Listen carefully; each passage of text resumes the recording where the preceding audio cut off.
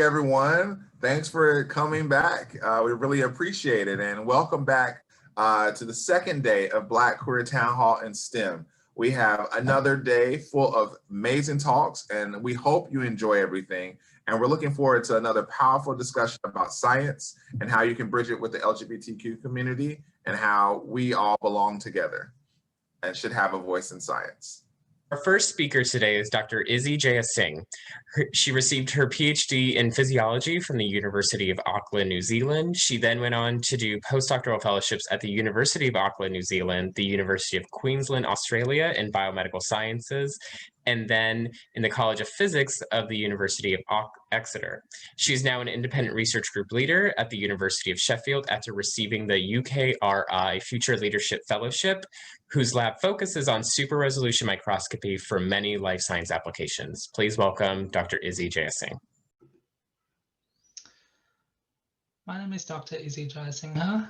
I am a senior research fellow and a group leader in the University of Sheffield. I want to start with a note of thanks to Ryan Daniels for inviting me to this event. Apart from being an academic, I am a lesbian and trans woman of color, and I work outside of my research time. I work on efforts to improve equality, diversity, and inclusion in our workspaces. So I will talk about all of those things so in two parts. Initially, I'll talk a bit about my research interests, and then I will talk about my experiences of being an academic, a STEM academic, as a trans woman. So my initial training as a scientist was in biomedical science. I was particularly interested in the cellular or the subcellular basis of health conditions, particularly in the heart, and in muscle types, particularly cardiac muscle. The contraction, the responses that you get from these cells are really driven by a series of internal signals, really fast signals. This is a movie of a cardiac muscle cell, these long sort of cylindrical cells that have been loaded with a fluorescent dye that reports calcium. And if you look closely, what you see are these little flashes, which are really the elementary signals that really drive the contraction of these cells. And it's a really interesting area because to understand how these elementary signals, which we call calcium sparks, work, means that you can actually understand how life plays out at the finest scale. So if you look underneath these calcium sparks, these signals in cardiac muscles, you often see this channel. It's a giant protein called the ryanodine receptor. It's giant because it's, I guess in biochemists terms, 2 megadaltons, or if you look at it from the top-down view, this square shape, it's about 30 nanometers across. And very early on, peers in my discipline worked out that they form clusters, and if you extract them and look at them sort of and outside of the cell, you see these crystalline, chessboard-like patterns of clusters forming. And when I was starting out my research, I wanted to really verify how these clusters are formed in the working cell and whether this pattern was true.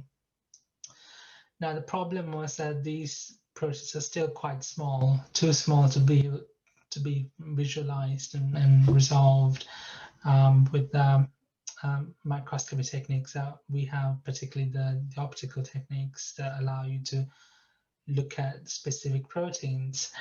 And it was a time when a new wave of optical microscopy was coming into fashion, called super resolution microscopy, and the variant of that called localization microscopy, which was really innovative. And I show this as a kind of demonstration of the principle of localization microscopy. This is a movie shot, sort of on the left-hand side, a movie shot on a mobile phone of the Eiffel Tower in Paris. And if, you know, it's a light show, so the lights on the tower sort of flash on and off. If you, in that movie, take one frame at a time and start to localize, detect and pinpoint where each flash is, and then start to reconstruct a full map of where those flashes came from, what you end up with is a sharper image of the actual tower, more than what the phone could initially detect. And this principle, this improvement in the resolution, is called super resolution in this context.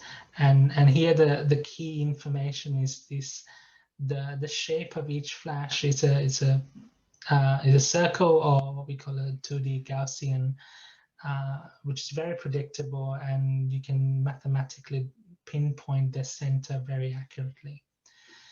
So when I started to look at the distribution of these ranitidine receptor channels in these cells,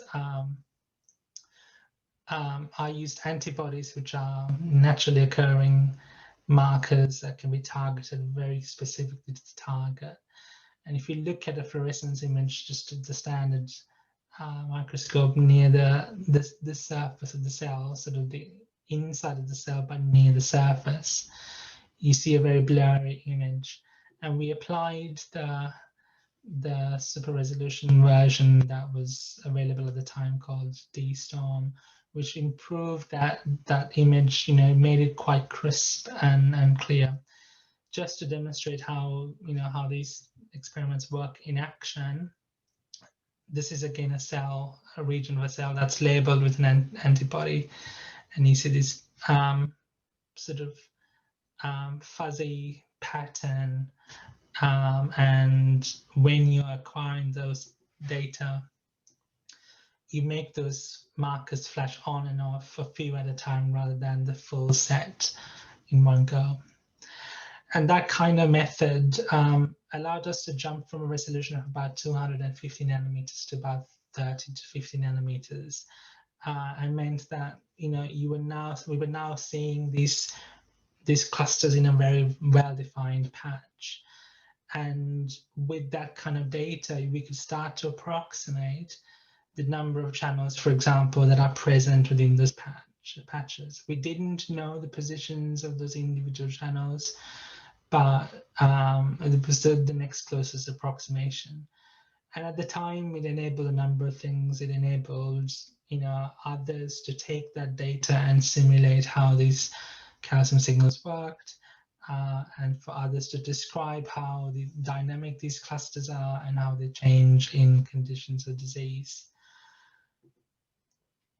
And over the years, that research didn't really end. It sort of developed further. In 2018, we used a different technique with the same principle, but a very different mechanism, called DNA paint, which now allowed us to see the individual channels within those clusters. I'm not going to go into the detail of how it works, but the technique is called DNA paint. And the real breakthrough of DNA paint experiments was that we showed that it's not a strictly crystalline arrangement of these channels. They looked like Braille, for the need of a better analogy, but they were not a chessboard-like arrangement. But we also went further. We verified that pattern with a very different super resolution technique called expansion microscopy. But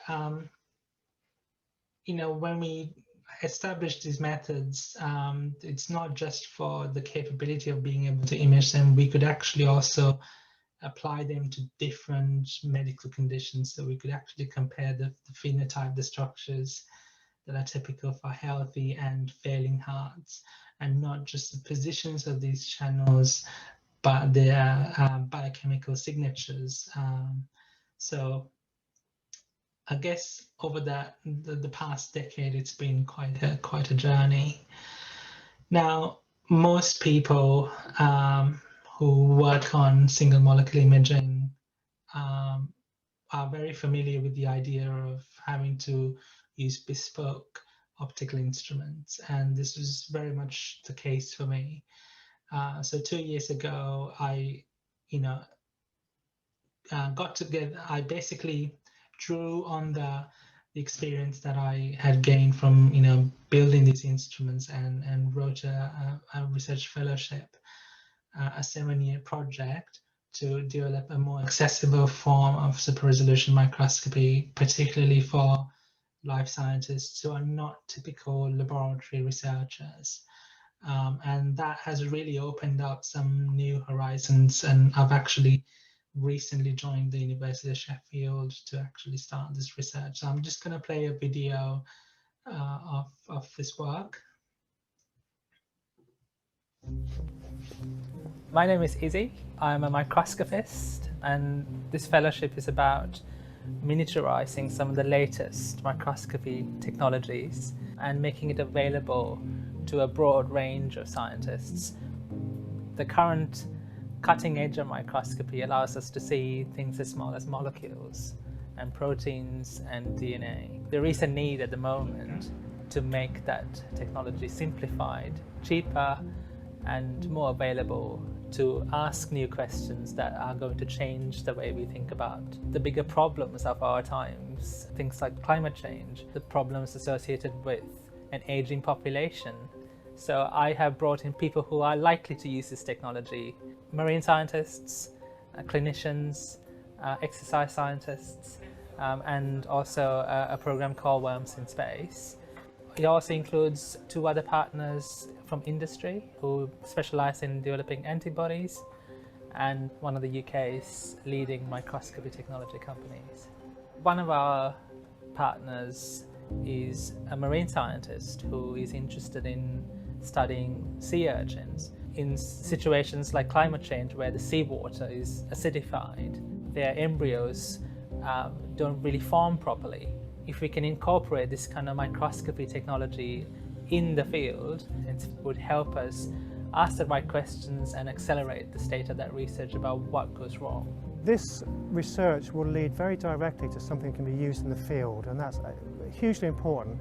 Izzy's research is truly interdisciplinary. It goes right across the boundaries from biological sciences to medical sciences, physics, chemistry, engineering. So we're very pleased to be pushing ahead with this kind of interdisciplinary research and for this kind of funding that makes that possible. What I want is to build a tool that will change the way we do science, as well as explore the paths to commercializing technology. And what this fellowship allows me to do is to both build it, but also apply it.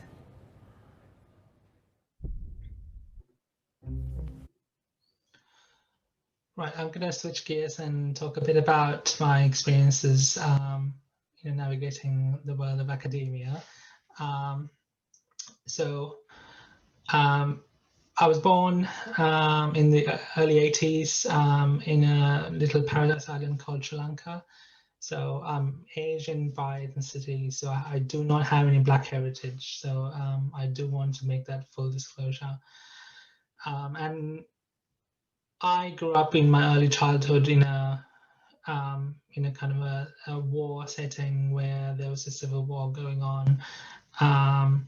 And when I was a teenager, my parents decided to relocate the whole family to a very different country called New Zealand, a very progressive country that has very progressive values, particularly around race and LGBTQ identities.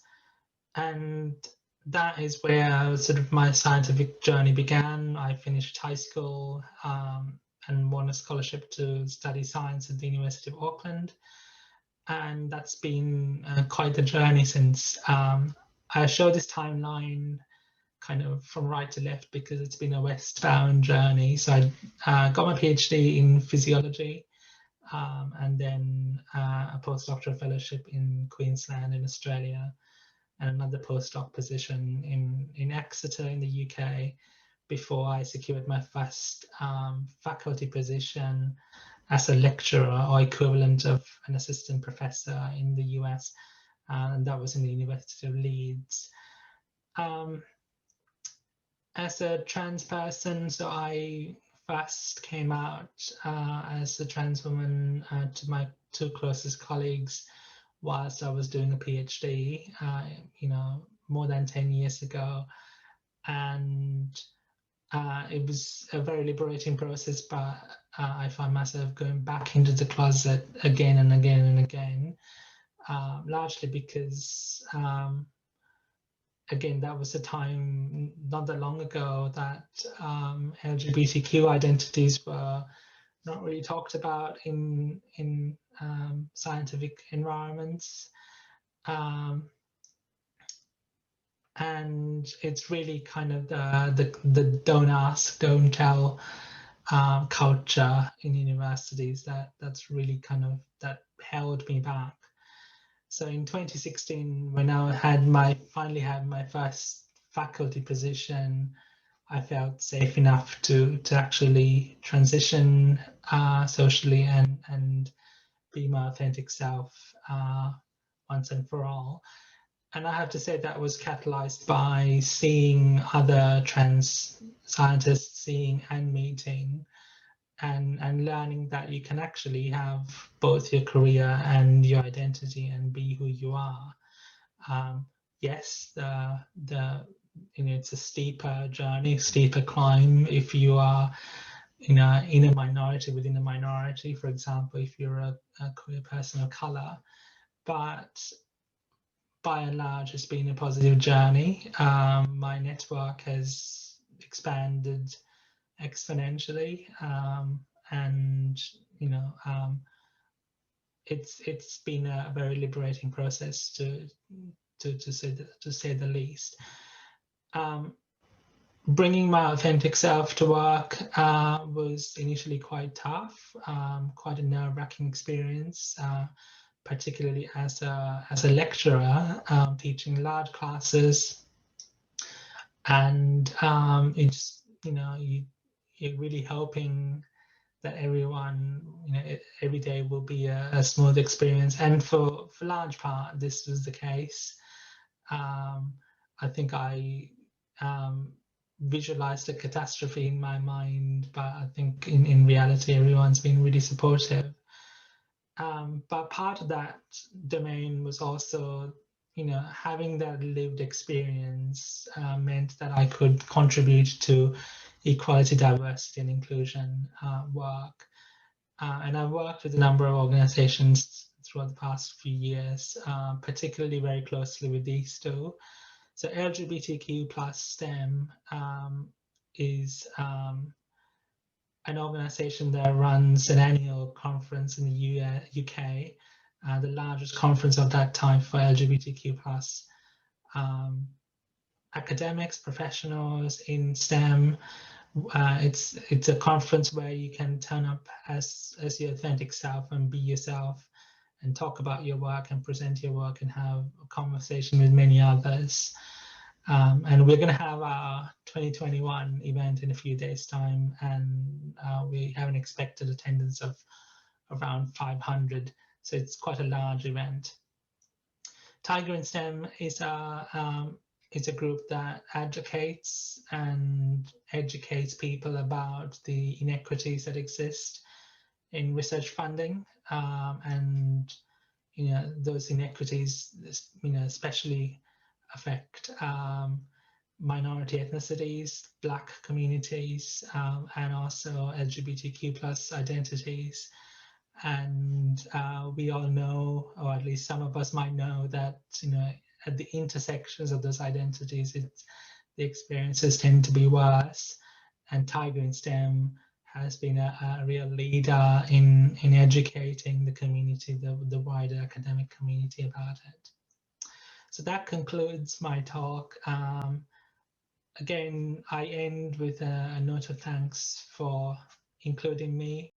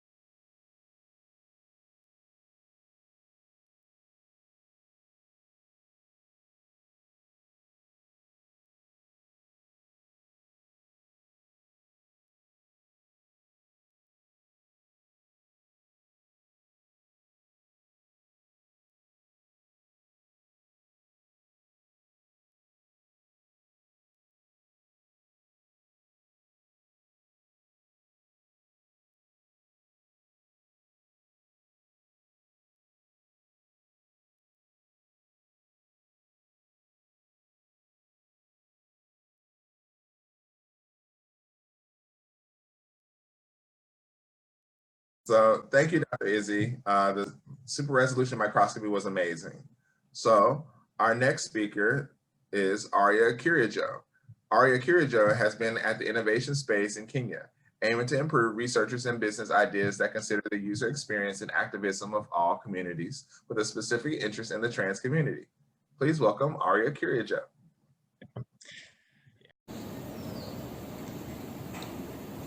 Hey, hi everyone. My name is Arya JP Kirijo, and I am really excited to be joining all of you at this year's Black Queer Town Hall. And so my topic for the day is human-centered design, and I will talk a little bit more about myself at the end. But for now, let's just dive in. Yeah, so that's my name, and this is what I do. So experience research and design. I also do some innovation consulting, and I am currently involved in activism for equality and human rights, especially for transgender rights in Kenya. So yeah, this is how we're gonna do it. So 8 minutes for some definitions, 8 minutes, and we'll talk about context and culture.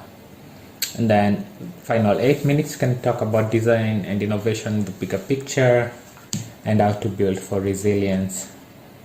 So yeah, definition. So design thinking is a philosophy and a mindset, and almost everything we encounter is designed and could be designed better.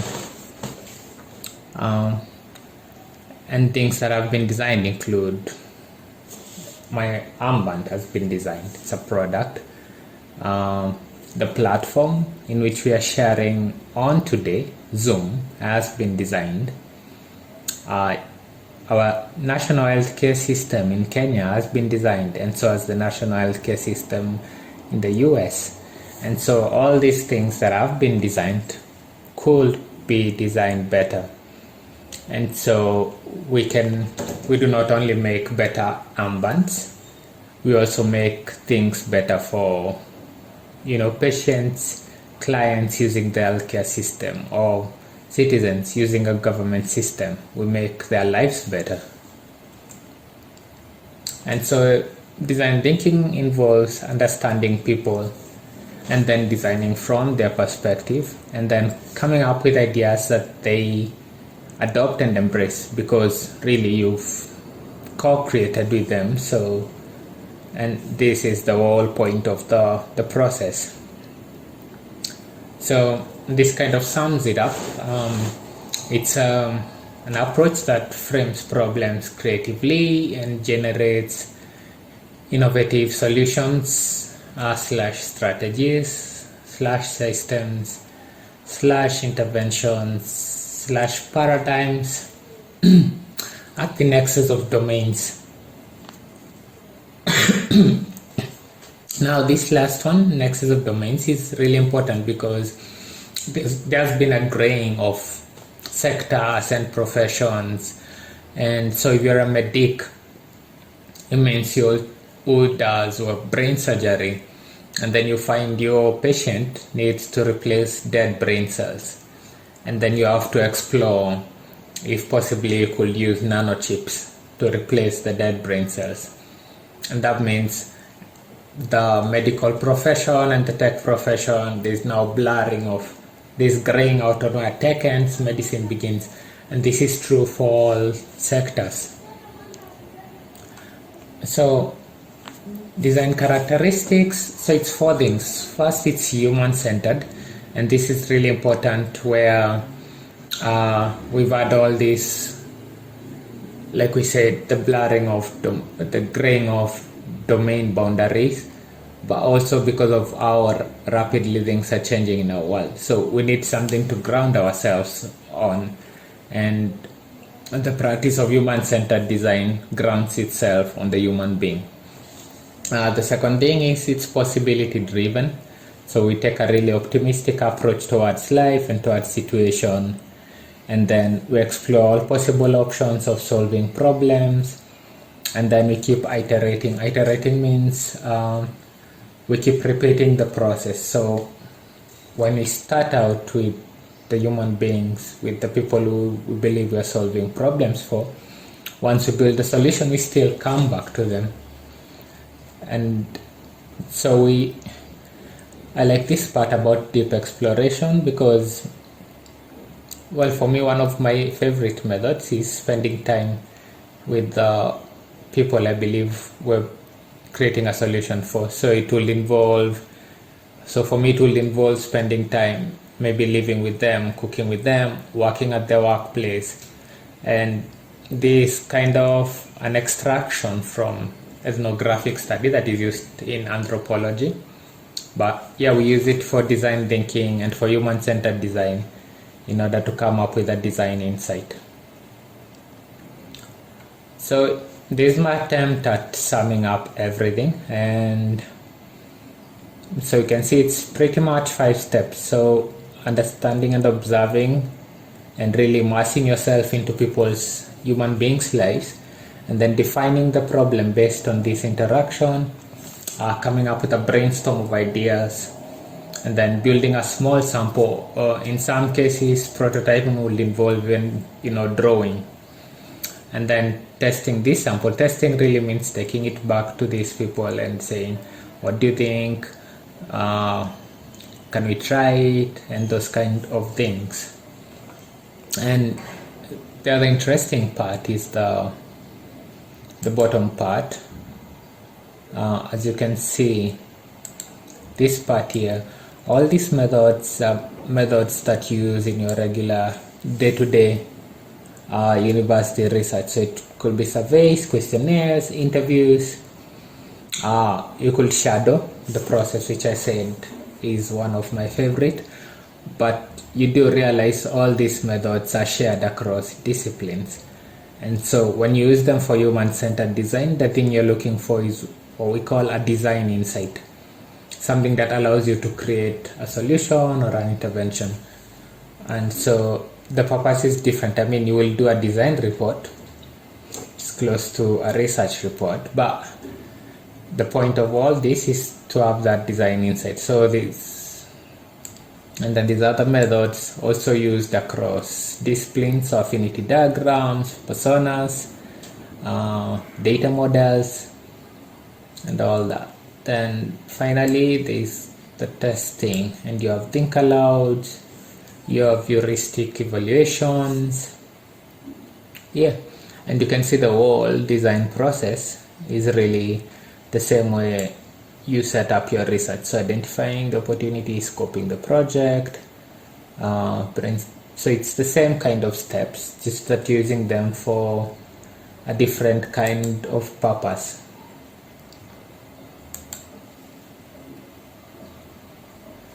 So and so we said we are centering on the human being, and a human being has many aspects.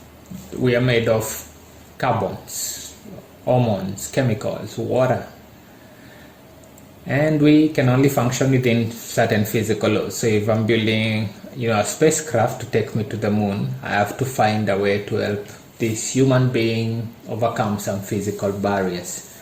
And we also have systems of organs that allow us to function. So my respiratory system, my central nervous system, and all these systems that make us internally. But what really makes a human being unique is this part, the part that we have hopes, fears, needs, all these emotions and ways that we see the world. This is what really makes us make decisions, how we attach meaning to things. And so human-centered design really focuses on this part of our lives. So we start with the human hopes, fears and needs, and then we see what feasible technology there is to build solutions, and if we're gonna get paid for it, so viable business. And again, this I will talk about, so culture and context, but we always start with the human being. And so the two main questions of human-centered design is what problem are you solving, and who is facing this problem? And I came up with a few reasons on why we should practice this particular field and why it's useful across all disciplines. And my first reason is that change and uncertainty is the only certainty.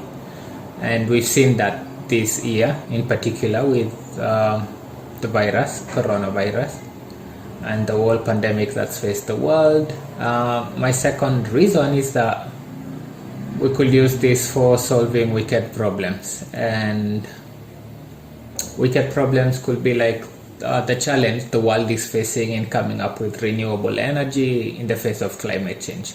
So if we come up with ocean energy as a solution, how will that affect marine life? And so wicked problems does not refer to the English definition of wicked, it just refers to complex problems. And the problems presented to us by climate change could be referred to as a wicked problem, because we have a timeline. We know we need to end emissions by 2050 or 2030 and half them by 2030. So there's no changing the goal, but how do we get there? And that thing is human beings are everything. So like I said, in this discipline, we use human beings as the anchor in a very changing world, in very changing dynamics where uncertainty is the only certainty. Then human beings become our anchor. You could do this for fun, to decor your room or create your own clothing. You could earn a living for it, advise startups, social enterprises, helping them understand their customers and users and beneficiaries, which helps them make more money and grow, and which gets you paid. Yeah, so that's the first part. So the second part, I would like to talk about context and culture. And I will be talking a lot about what it means to design for a context that's not yours. So for example, if you were to make a solution for me, a transgender woman living in Kenya, what will that look like? If I was a transgender woman living in New York or Boston, then that would be different. Maybe the solution would be lobby the government for some new policies so that we get a new intervention, a new healthcare system, a new way of interacting with the trans people who come to the healthcare system. Then when you come to Kenya, you find that's a bit different, and the solution that applies to me is maybe trying to make a single pill. So when I have to self-medicate, I don't have to take a ton of pills, I just have to take one pill, and it will be easier to negotiate with the pharmacies that are willing to give me a single pill without a prescription instead of a plethora of pills. So yeah, context changes the kind of solution. So that's one example. Probably I'd like you to check out this particular series on Netflix. It's a movie, not really a series, and it's called The Boy Who Harnessed the Wind, and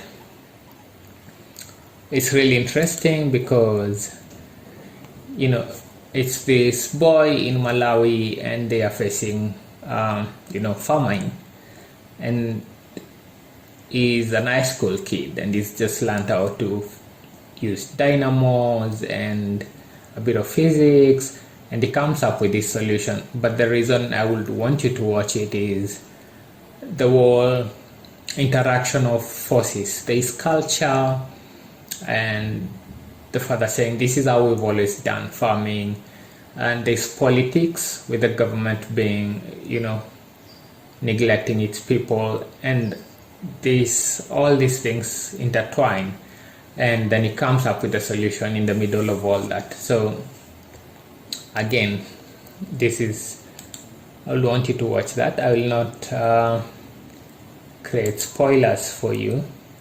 So yeah, the other series I would like you to watch on Netflix.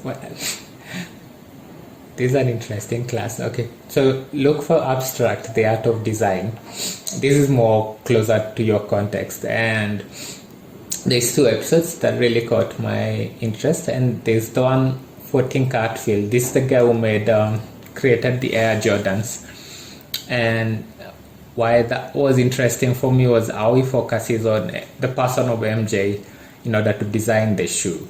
So it's very interesting, builds a shoe that's loved world over, but to do that he has to understand the personality and the life of this one person. I also like the one by S. Devlin on stage design, and the reason I like this, the amount of science it covers, so sound and spaces and all that, and light. So, but yeah, trying to watch those two. Again, I'm not gonna give you spoilers, but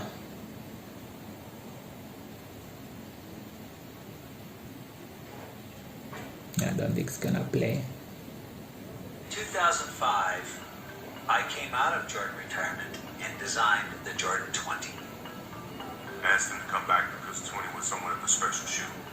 I really wanted to, for the first time, talk to Michael Jordan about his life over these past 20 years. He absolutely did not want to do that. I said, come on, man. For the first time, let's just look back a little bit, and it'll help us go forward, too. It became less about me asking questions and just more about him telling me, like a stream of consciousness, stuff that was coming into his head. And I'm like taking notes like crazy. I started to realize that I could start designing a symbol that would represent each and every one of those stories. There are things in here that I don't think he ever told anybody. That became the heart of this shoe.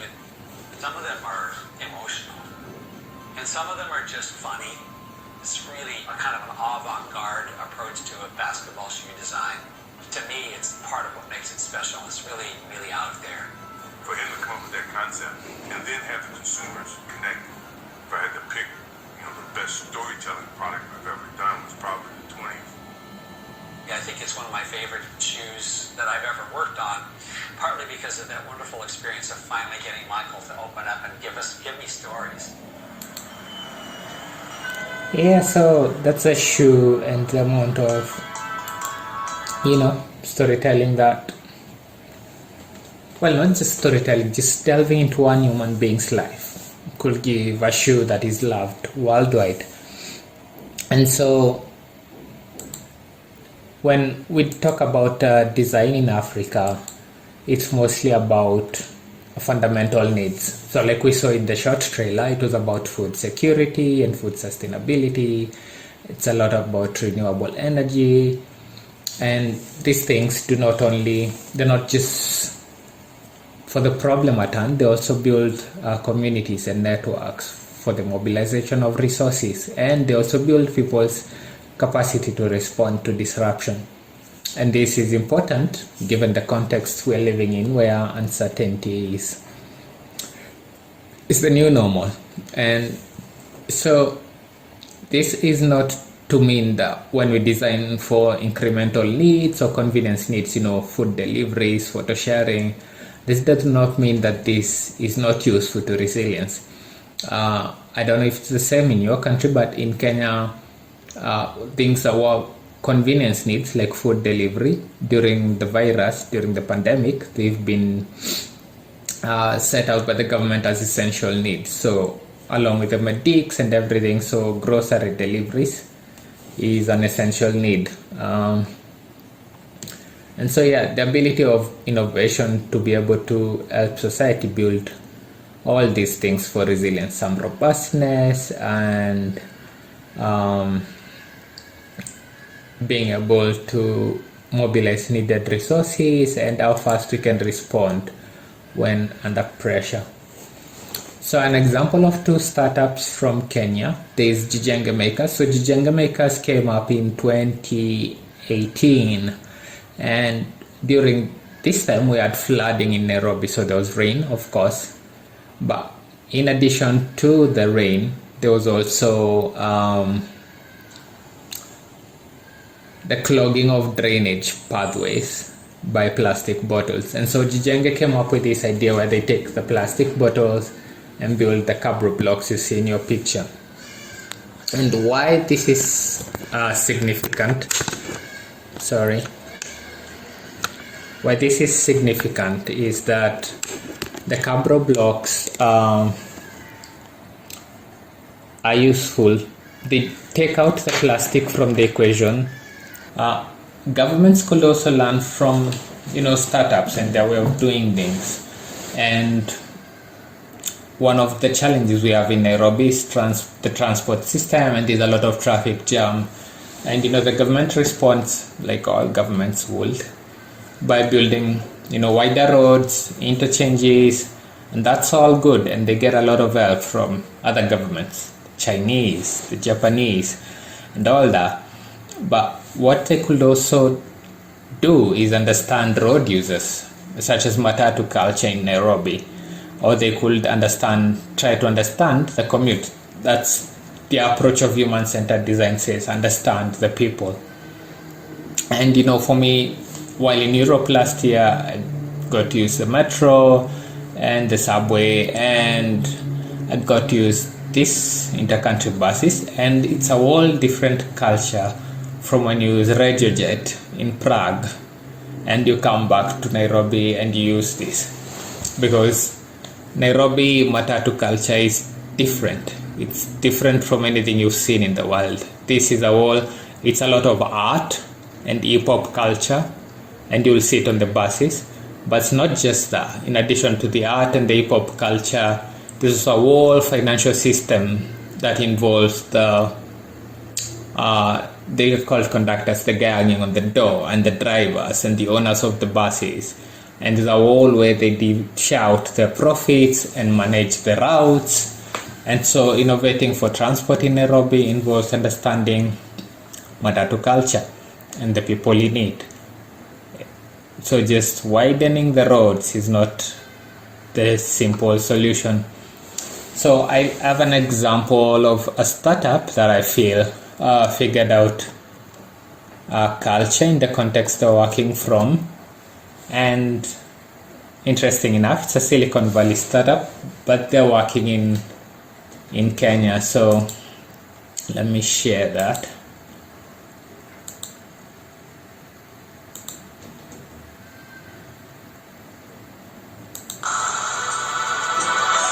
So it's a TED Talk. You can go find it on YouTube. How much do you need to know about a person before you'd feel comfortable making a loan? Suppose you wanted to lend $1,000 to the person sitting 2 rows behind you. What would you need to know about that person before you'd feel comfortable? My mom came to the US from India in her late 30s. She's a doctor in Brooklyn, and she often lets friends and neighbors come to see her for health services, whether they can pay right away or a billion. So we created a mobile application that builds credit scores for them using mobile data. There are currently and she's also the leader of her. Jennifer is 65 years old and for decades has been running a food stall in the Central Business District. She has 3 sons who she put through vocational school, and she's also the leader of her local Chanda or savings group. Jennifer's food stall does well. She makes just enough every day to cover her expenses, but she's not financially secure. Any emergency could force her into debt.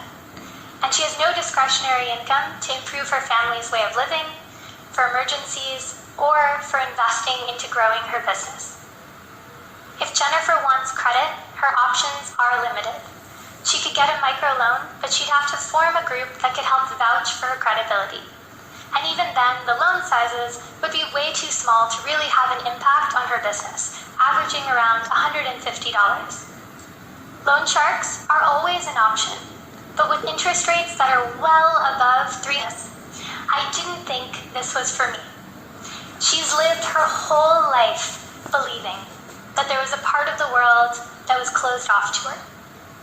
Our job now is to open the world to Jennifer and the billions like her that deserve to be trusted. Thank you.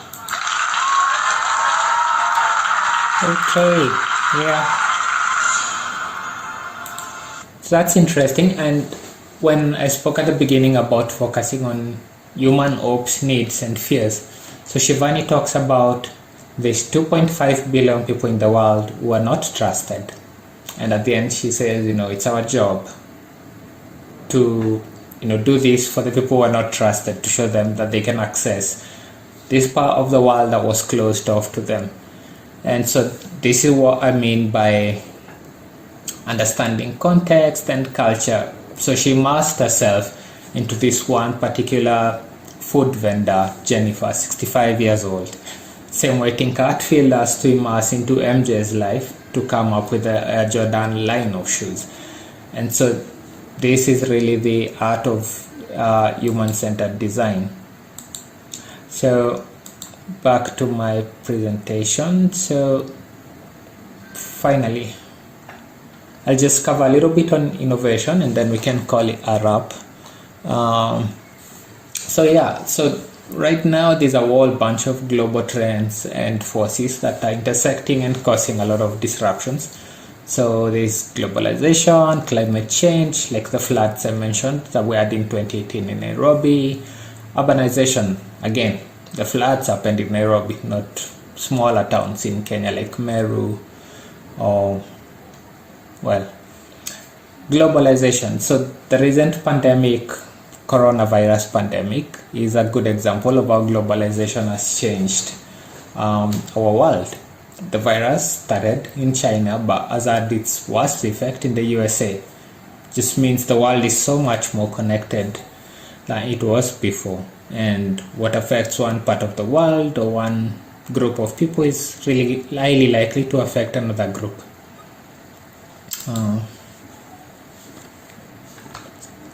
So certainty, the only certainty is uncertainty, or uncertainty is the only certainty we have now. And so we can still look in our disciplines for innovation inspiration. The market is not the only source. I mean, the myth has been spread that only companies and our consumers respond is what drives innovation.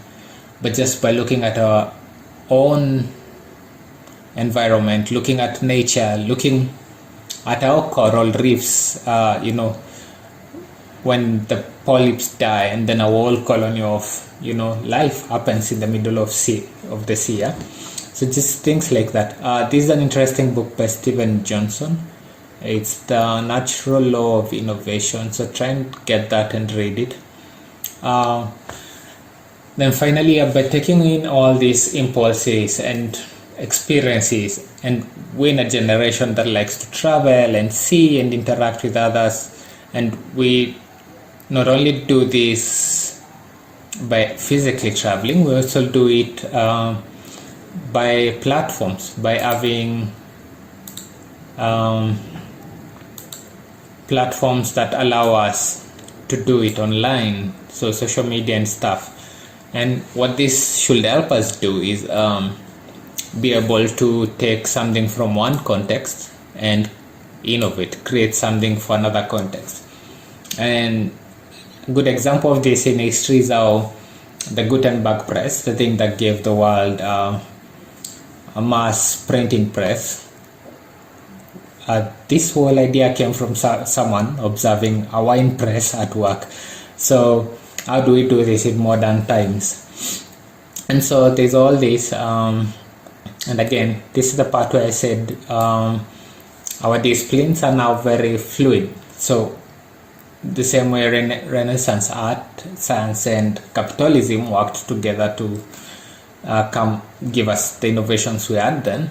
In the same way, all our disciplines, whether it's engineering, whether it's tech, whether it's medicine, and this whole new worldview of humanism and putting human beings at the center of everything, these interactions is what is going to give new life, new culture, a new perspective, and actually new growth for humanity. So try and read the book by Steven Johnson. I liked it. And yeah, I guess that's a wrap from me. So again, my name is Aya JP Carrillo. I define myself as a human being, so that's absolute. That applies to every one of you who's watching this. And so I like using absolutes for definitions. Everything else is not absolute and therefore can change. So I am named Aya JP Carrillo. That has not always been my name. I do user experience research and design and innovation consulting, and now I'm doing a lot of activism for equality and human rights, especially transgender rights in Kenya, which, by the way, I've not always been doing. So yeah, I'm really glad and excited. I look forward to seeing you all in Q&A, and thank you for being with me for this past minute, and thank you for having me in this year's Black Queer Town Hall. So I'll see you soon. Bye bye.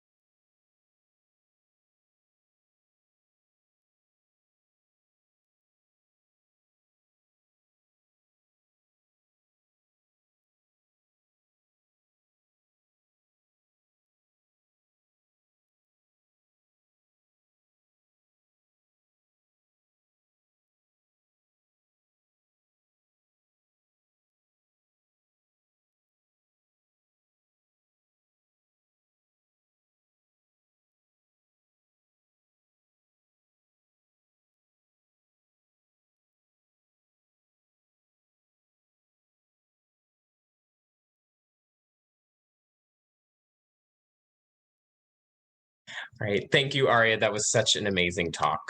Our next speaker is Dr. Melanie McReynolds. She received her PhD in biochemistry, microbiology, and molecular biology at Pennsylvania State University. She is currently at Princeton University in Dr. Joshua Rabinowitz Lab, and Dr. Melanie McReynolds is an HHMI Hannah Gray Fellow and a Bureau's Wellcome Fund PDEP awardee. She is here to talk about her work on aging and metabolism and health and disease. Please welcome Dr. Melanie McReynolds.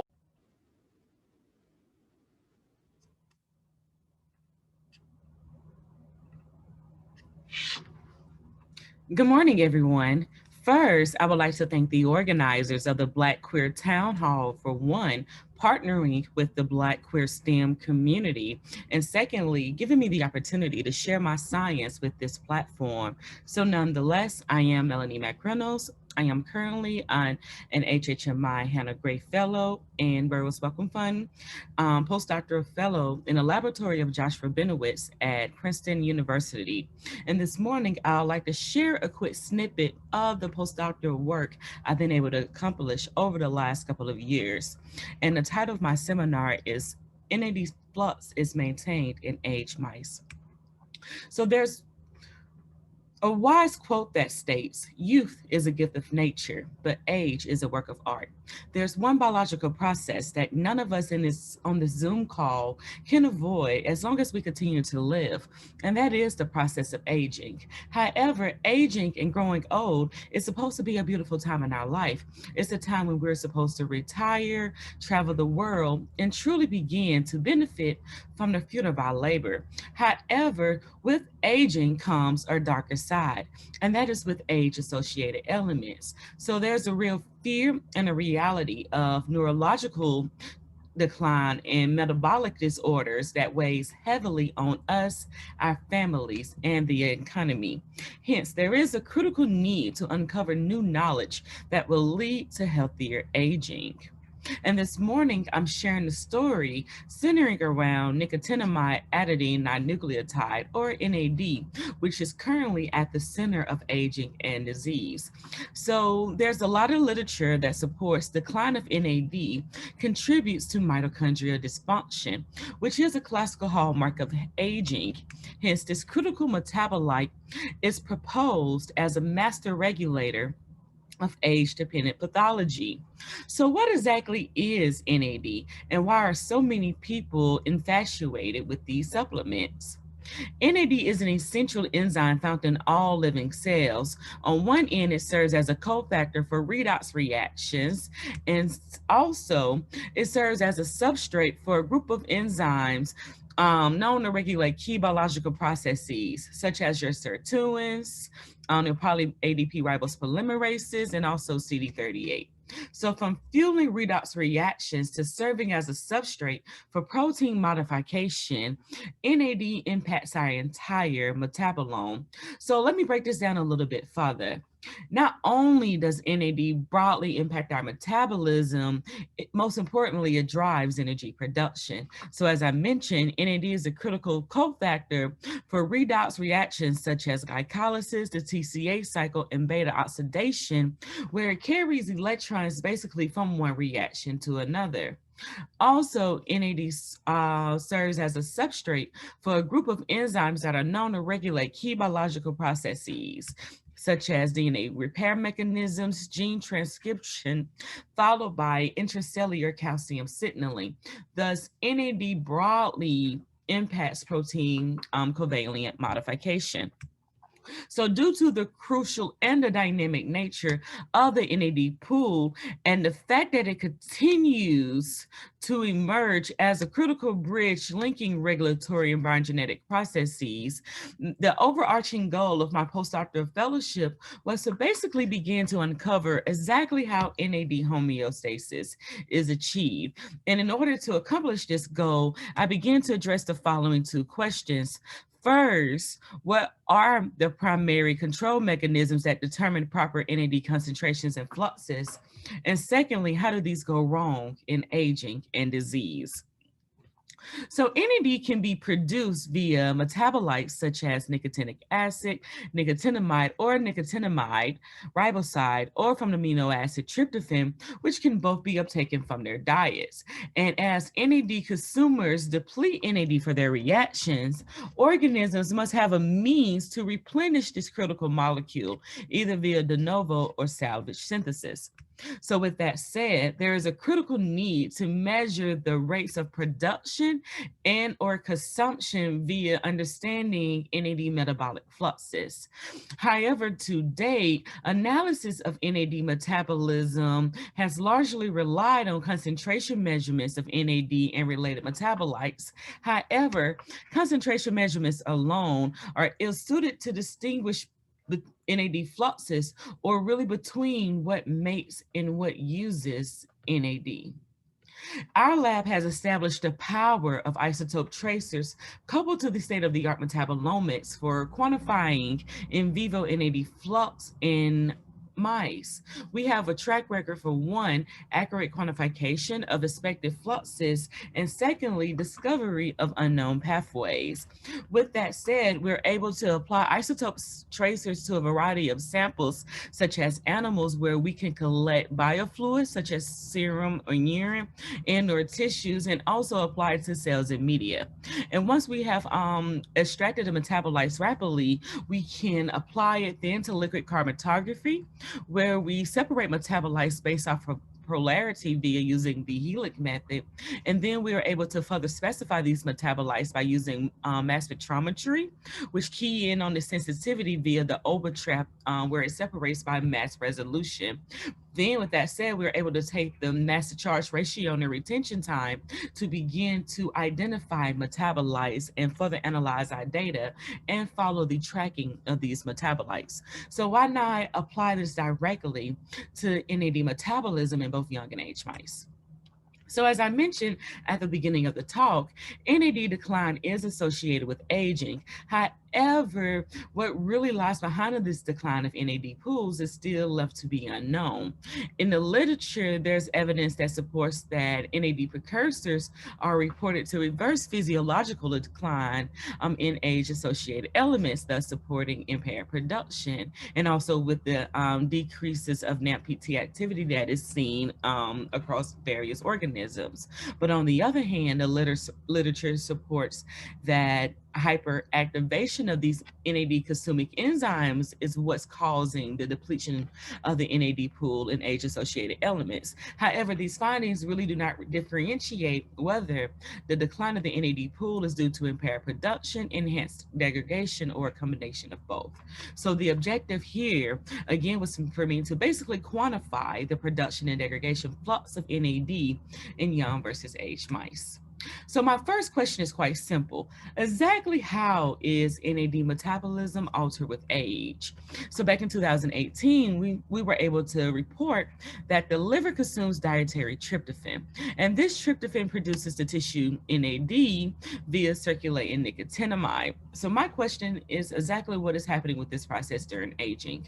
Could it be the liver and the way it consumes dietary tryptophan? Or what about the circulating nicotinamide? Or could it be NAD consumers? Or finally, what about the turnover rates of various tissues? We had evidence that tissues like the spleen and the intestine have a really fast half-life, where NAD turns over within 15 minutes, whereas tissues like the muscle, 15 hours. So to begin identifying exactly how NAD metabolism is altered with age, first I wanted to establish an in-depth repertoire of the whole body NAD metabolome. And in this case, my young mice were 3 months, my aged mice were 25 months. And I sampled blood of the diurnal cycle, harvest tissues right at the beginning of the inactive state, and began to target all of the tissues via targeted LCMS. So with that said, NAD pools are indeed depleted with age across various tissues. As we can see here at the data, when we're looking at the concentration measurements in young and aged mice, age in the aged quad, kidney, liver, brown and white adipose tissue, and also in the intestine. NAD pools are deleted with age. And to further look into this data, as we can see here with the tissue NAD and the tissue NADP pools, we can see there's usually a median of 30%, so a modest reduced pool with age.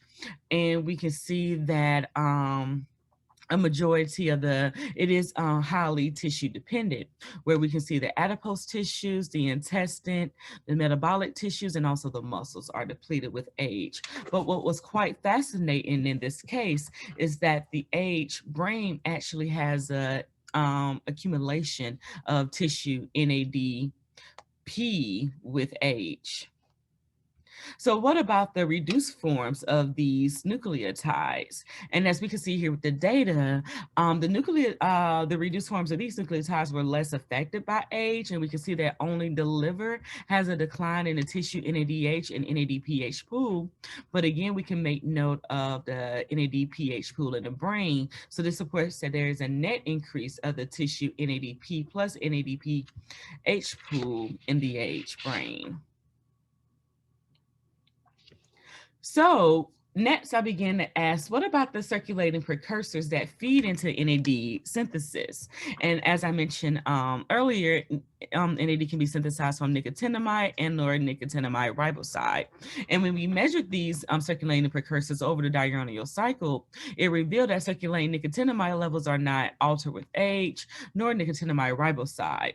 Methylnicotinamide is a key catabolite of nicotinamide, which can also be reproduced back into NAD biosynthesis.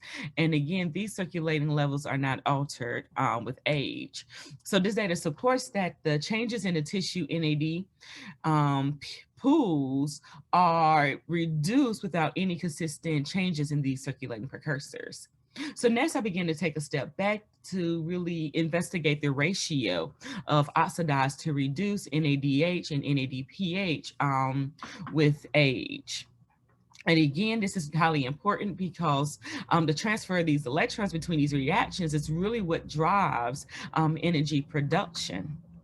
So as we can see here with age, a majority of the tissues, when we measured the tissue NAD to NADH ratio, are reduced with age. We can see significantly in the age brain, muscle, and also the intestine.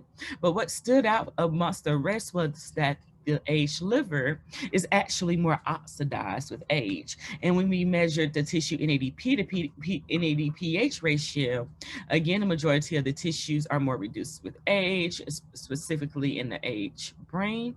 But again, the liver stands out as a tissue that is more oxidized. So these findings do support that there are tissue-specific changes in both the abundance and the redox state of NADH and NADPH pools in aged mice. So to summarize this data, it supports that NAD metabolism is altered with age. However, as I mentioned earlier, NAD pools are ill-suited to really begin to distinguish between what makes and what uses NAD. So in my second question of my talk, I turned to ask the question, how is NAD flux altered with age? And so my first question was nicotinamide production from tryptophan. As I mentioned, the liver consumes dietary tryptophan and produces the circulating nicotinamide, which feeds tissue NAD. So what exactly is happening with this process during aging? And so with our infusion setup, we were able to connect the catheter to intact mice and pump in labeled isotope precursors for a set amount of time over a constant rate. This allows us to begin mapping NAD metabolic fluxes. So example of this data, as we can see here, infusing with university labeled tryptophan, we see that tryptophan reaches steady state quite quickly, where it reaches steady state within 30 minutes, maintaining a serum enrichment of around 60%. However, nicotinamide from tryptophan labors slower, where it reaches pseudo steady state approximately 24 hours or so. But what was fascinating with this experiment, infusing with university labeled tryptophan for 5 hours revealed that the liver preferentially labels nicotinamide faster than the circulation. However, circulating nicotinamide is labeled in access to other tissues.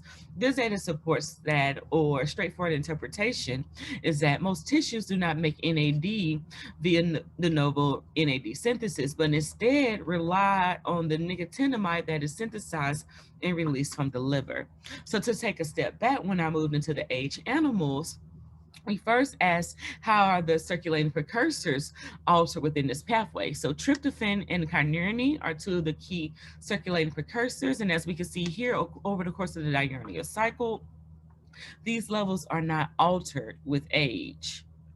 But however, to test whether the de novo synthesis from tryptophan was deranged, I turned to isotope tracing again with universally labeled tryptophan for 15 hours. And measuring, again, the circulating precursors and the labeling pattern over the course of the 15-hour infusion, we can see tryptophan labels relatively the same between young and aged mice, and kynurenine as well.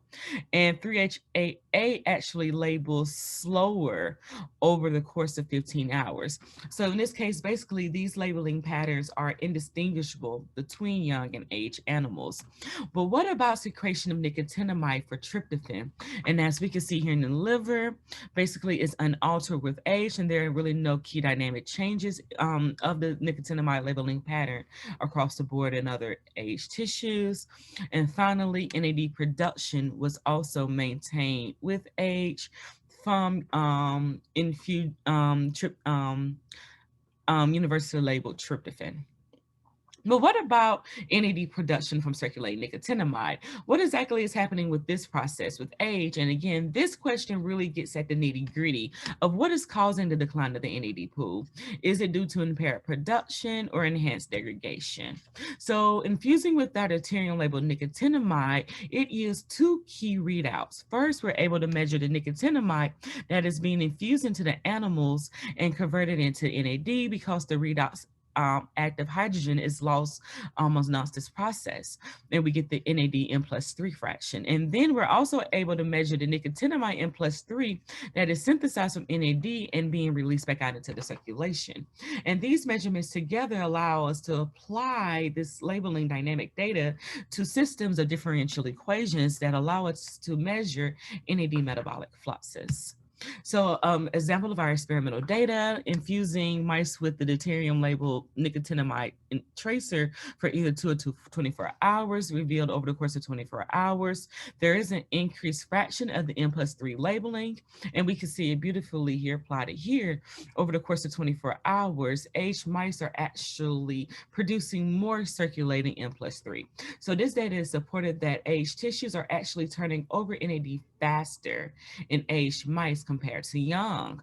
However, so whole body nicotinamide production is accelerated rather than suppressed, right? Further supporting this data is that when we measure the tissue NAD N+3 labeling across these tissues at 2 and 24 hours, across the board at 24 hours, we see that there is an increase N+3 in all of these tissues. But what was really fascinating, even at 2 hours, we began to see an increase of the N+3 fraction in tissues like the liver, the kidney, the brown and the white adipose tissue, and you can even see the appearance in the pancreas and the heart. So this data supports that NAD turnover is maintained with age.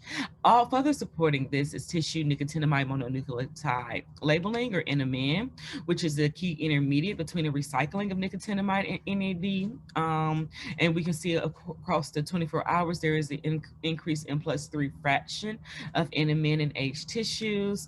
And finally, tissue NADP labeling followed the same trend, where we can even see that NAD to NADP labeling is increased and maintained with age. So this data basically summarizes or supports that due to the faster turnover, the smaller NAD pool, that there is an unchanged or slightly increased absolute rates for NAD synthesis and breakdown in the majority of these tissues. However, this really don't get at how NAD flux is altered and to really apply it to what makes and what uses NAD. Thus, I turned to quantitative modeling to extract the fluxes and half-lives for nicotinamide NAD across tissues. And within my model, the F1 flux represented the tryptophan to the NAD flux, the F2 flux represented the nicotinamide uptake flux, and the F3 flux represented the nicotinamide to NAD flux, and we were able to measure the recycling or NAD production flux via the F1 plus the F3 flux. So to quickly summarize this data, when we calculated the NAD production flux, again, the F1 plus the F3 flux, we observed that in the majority of the aged tissues, the NAD synthesis is maintained in age, except for the spleen and also the pancreas. However, what really stood out to us was the nicotinamide uptake, which was the F2 flux. And we can see that the F2 flux is decreased in the majority of these aged tissues. Therefore, I began to hypothesize that the F2 flux or nicotinamide uptake was the major driver of the age-related observations that we're observing in our labeling data. And so to investigate this hypothesis, I turned to a simulation pattern where I create a simulation of the labeling patterns for NAD and nicotinamide in tissues. And within this model, I allow the comparisons to fluctuate, where I allow the F1, F2, and the F3 flux to fluctuate from young, or just the F3 flux, or the F1 and the F3 flux, or the F2 flux. And what this data basically supports is that the simulated data using this method have the ability to fit the tissue labeling patterns for all the fluxes just as well as when all three fluxes were varied, except for the spleen and the pancreas. So to basically a schematic to really summarize this data, what the model contribution, the summary of the model contribution of these residual simulations reveal that for the faster labeling in aged tissues, deliver all three fluxes, F2 for the brown adipose, and again, the F1 and F3 flux for the spleen. There's no change between the aged kidney, heart, and the brain. And for the slower labeling in aged tissues, acquired for all three fluxes, the F2 and the F for the intestines and the GWAT, and the F2 and the F3 for the pancreas. So this data supports that yes, changes in the nicotinamide uptake and release fluxes may indeed influence NAD metabolism with age. So finally, to further support my experimental data, I calculated the NAD half-life for young age and also the best fit for each tissue. And again, we can see here that the aged tissues that usually have the faster turnover of these NAD pools, we see that the smaller pools, that there is a faster turnover in these animals by calculating the NAD half-life. However, all of the data that I've shown up to this point has been at the whole body level, where we're looking at the interplay between the circulation and tissues. But we know that a lot of the dynamic changes could be occurring at the tissue-specific level. For instance, between young and aged cells, there could be a uniform loss, where we see a general increase in consumer activity or decrease in synthesis, or even heterogeneity, where we see local changes in synthesis or consumption. Or what about even tissue composition, where there's an increase of cell loss or replacement? For example, we know in adipose cells, there is an increase of fat cells, and how is this having an impact of NAD metabolism? Or could it be just as simple or as complex as a redox shift, where we see a conversion of NAD to NADH, or even mitochondria density, where there's a decrease in the number of mitochondria with age? But to begin investigating what could be occurring at this cellular level, I first isolated spleens from the young and aged mice, and also mice on lifelong caloric restriction. And we can see that there is an age-related NAD decline in B and T cells. But what was fascinating in this analysis was that there's an age-related increase of NADM+3 labeling in the aged myeloid cells. And finally, we isolated mitochondria from the liver, kidney, and the quad. And this data reveal a bottleneck effect that we would have missed regardless of that, where mitochondrial labeling is labeled just like bulk tissue labeling, but 10 to 20% slower. So it follows the exact trends across these tissues. And this data is a novelty because it's the first insight into what is occurring with mitochondrial NAD turnover in vivo. So to summarize my talk, NAD production flux is not impaired in aged mice. So this is great for the community that is behind implementing and building supplementations that fuel NAD with age, because if entity synthesis would have been broken, how can these supplements work? And most importantly, my data do support the arm of this research program or the field that enhanced degradation could be the major driver to the age-related declines of the NAD pool that we're observing with age. At this time, I would like to thank my lab group and my advisor, my collaborators, Joe and Carthy at UPenn, my funding source at NIA for the NIA for the Aged Mice, and most importantly, HHMI and the Burroughs Wellcome Fund, who saw value in this proposal at the beginning. At this time, I can take any questions.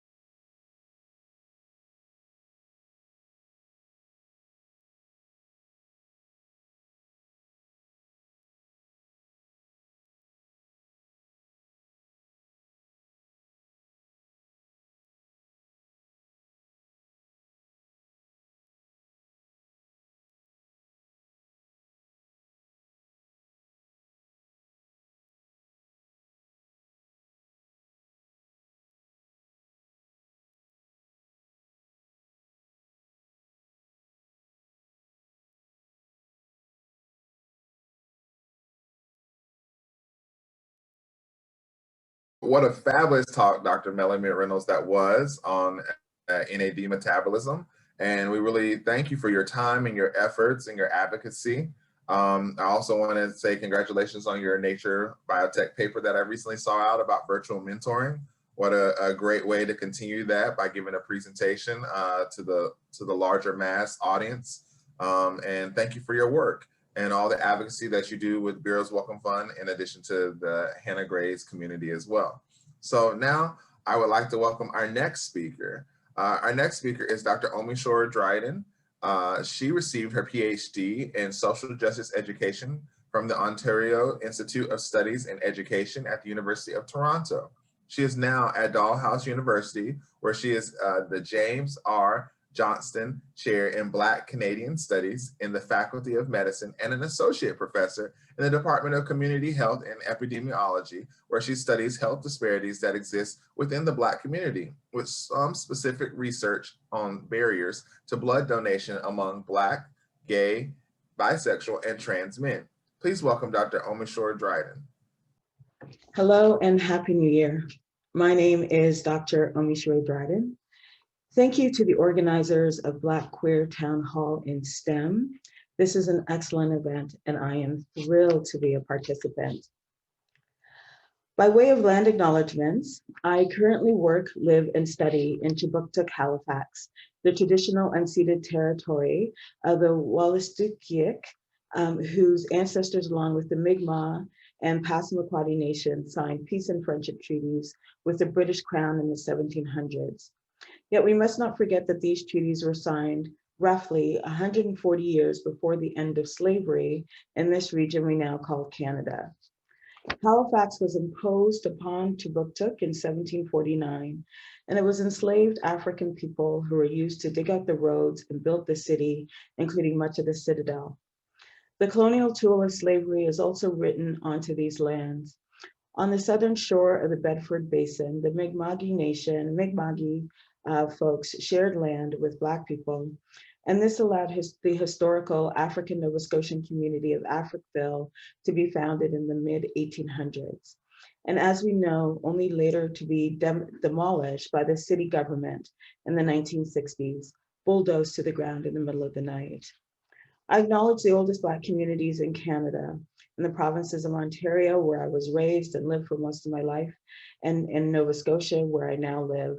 And I respectfully acknowledge our collective ancestors, Indigenous, Black, queer, trans, genderqueer, and two-spirit, who were born here, forced here, and continue to make home here.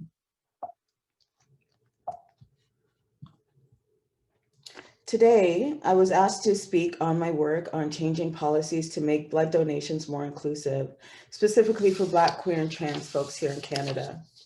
I'll begin with a brief outline of the research chair I hold, the James R. Johnston Chair in Black Canadian Studies, before turning to the politics of blood donation and my research project, Got Blood to Give, Du Sang à Donner. So as I said, my name is Dr. Omishore Dryden, and I am the James R. Johnston Chair in Black Canadian Studies in the Faculty of Medicine at Dalhousie University, and also an associate professor in the Department of Community Health and Epidemiology. The chair, the James R. Johnston Chair, was named after Mr. James Robinson Johnston, who was an African Nova Scotian man and the first African Nova Scotian person to earn a degree from Dalhousie University, from any university, in fact, and the first Black person to be a practicing lawyer in the province of Nova Scotia. And he died tragically in 1915, just days before his 39th birthday. In 1991, Dalhousie became the first university in Canada to establish a senior academic chair in Black studies. The chair is based in Halifax to honor the legacy of Mr. Johnston, and to recognize and honor the unique historical presence of African Nova Scotian, Black Scotian people. Over the past 25 years, a number of universities in Canada have followed Dalhousie's lead and created Black Studies chairs, but it's the James R. Johnston Chair that remains unique in two distinct ways. Each new chair has a 6-year term, and each chair resides in a different faculty and academic unit. So the first chair, Dr. Esmeralda Thornhill, was in the Faculty of Law, then it moved to the School of Social Work, and then it moved to the Faculty of Arts. With my appointment, the James R. Johnson Chair moves into the Faculty of Medicine for the first time. I'm the first queer person to hold the JRJ Chair in Black Studies, and these are important and timely milestones. The other thing is having the James R. Johnson Chair appointed in the Faculty of Medicine. What it does is demonstrates that Black Studies exists outside of the disciplines within humanities and social sciences, and is in fact an interdisciplinary field of study with multi-method theoretical interventions. So I just wanted to do that brief outline about the JRJ Chair. It's somewhat familiar where I am, but I wanted to make sure that I shared that information. Oh, and this is Mr. James Robinson Johnston, who the chair is named after. All right, blood donation policy and practice. So my work began with looking at the social conditions of blood donation, particularly at a time where predominantly white gay and bisexual men in Canada were beginning to agitate the national blood donation operators to include gay and bisexual men as blood donors without restrictions. So in Canada, blood donation falls under the federal government regulatory powers of Health Canada. And there are two operators that operate jointly, Canadian Blood Services, which operates in all of across the country except for the province of Quebec, and in Quebec, Hemo-Quebec, but they work together.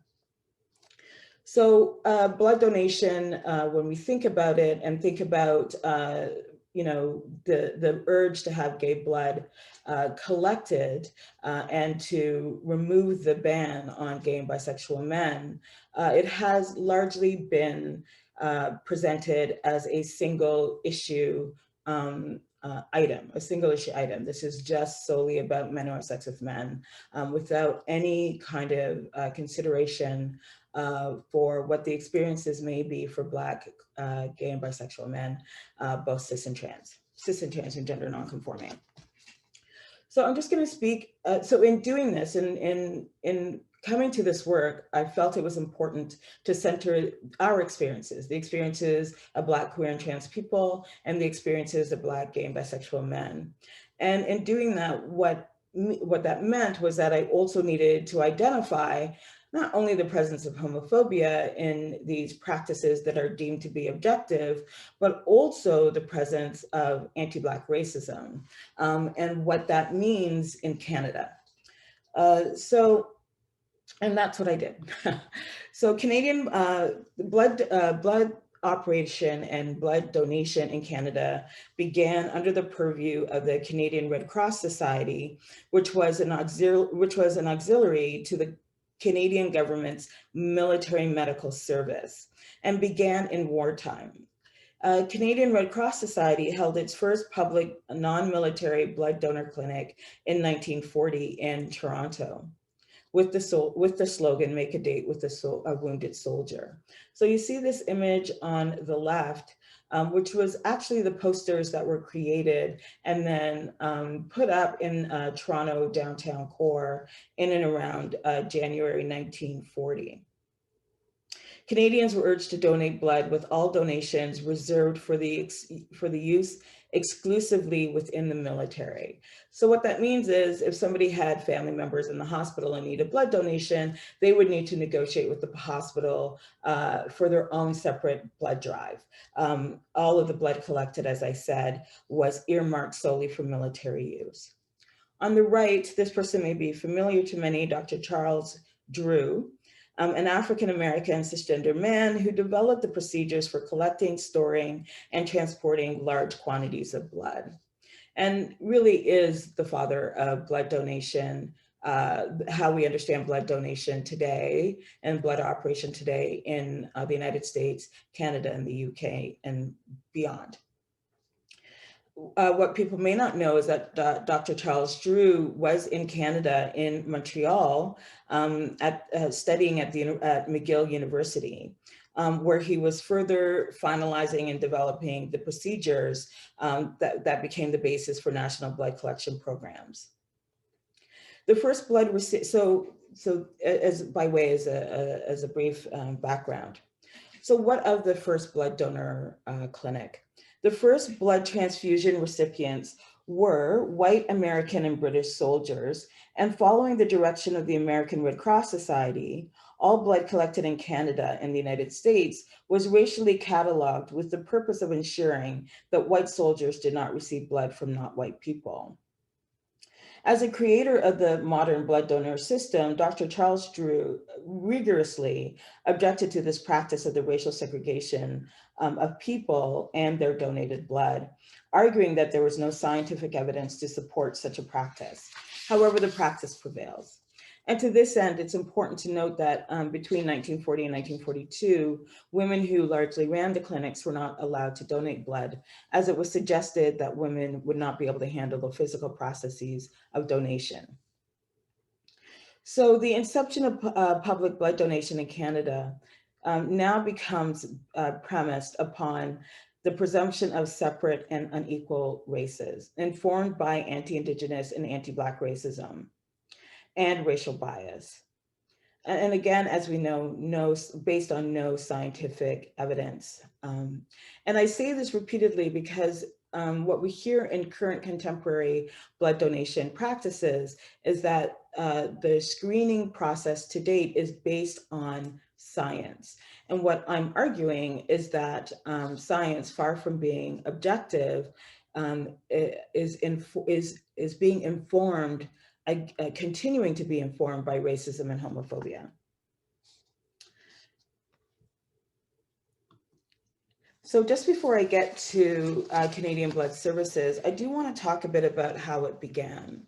So Canada reported its first case of AIDS in March 1982. And to keep the blood supply safe, and I say that in air quotes, North American health officials placed a ban on men who have sex with men from donating blood and on Haitian people, regardless of citizenship. And I think many of us are familiar with the racism and the homophobia and the significations of HIV that occurred, and HIV and AIDS that occurred in the 80s and 90s, and that we're still dealing with the fallout from.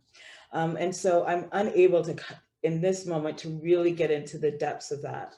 But those narratives and those practices and those outcomes and those decisions that were made by blood operators around HIV, the ones continuing to be based at the time in racism and homophobia and quote unquote best scientific practice, we still see that in blood donation today. And so that's why I cannot go into blood donation without naming that it really is informed by the continuing negative outcomes and stigma of HIV and AIDS. In Canada, there was a tainted blood crisis in the late 80s and 90s, and the Creever Commission, which was a royal federal commission to explore why there was a tainted blood crisis, decided to remove blood donation from Canadian Red Cross, so they would no longer be the blood operator in Canada, and instead created a new blood operator. And here you see Canadian Blood Services and Hemo-Quebec. So it's one organization, two different titles, one in Quebec, one for the rest of the country. And they were brought into practice in 1998. So these are the questions that many of us are familiar with when we think of the gay blood ban. We think about these questions. Male donors, have you had sex with a man, even one time since 1977? And then changing that to male donors in the last 5 years. Have you had sex with a man even once? And then in 2016, male donors in the last 12 months have you had sex with another man. And then in 2018 to present, male donors in the last 3 months have you had sex with another man.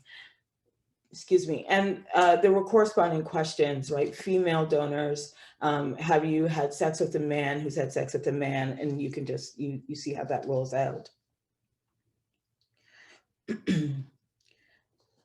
However, the questions that are less familiar are these questions.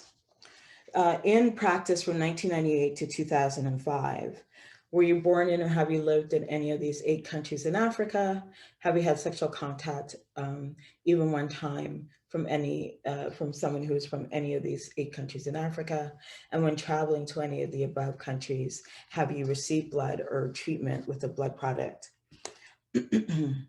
At the time, Canadian Blood Services argued that this type of geographic deferral, and that's what they called it, a geographic deferral, was necessary since people who lived in these countries, these specific 8 countries, may have been exposed to new strains of HIV, specifically HIV-I group O, and as such, they were not, it was for that reason they were not eligible to donate blood.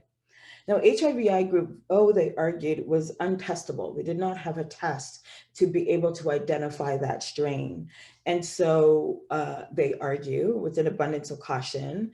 And again, this is immediately after the Creever Commission in Canada. With an abundance of caution, they argue we are barring anyone from these 8 countries or anyone who's had sexual contact with anyone from these 8 countries. However, what we start to see here in these questions, the subtext, if you will, is that there's an overdetermination of HIV and AIDS with Africa, but with these 8 countries.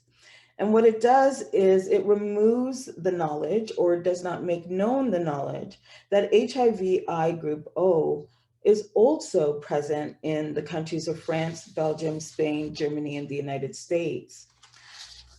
So even though that research was available and that knowledge was available, so that documentation was available, Canadian Blood Services did not add those questions, right? Did not ask, were you born in or have you lived in any, were you born in or have you lived in France, Belgium, Spain, Germany, or the United States since 1977? And then if the answer is yes, bar those people from donating blood. Or have you had sexual contact with anyone from France, Belgium, Spain, Germany, or the United States? And if the answer is yes, then bar them from donating blood.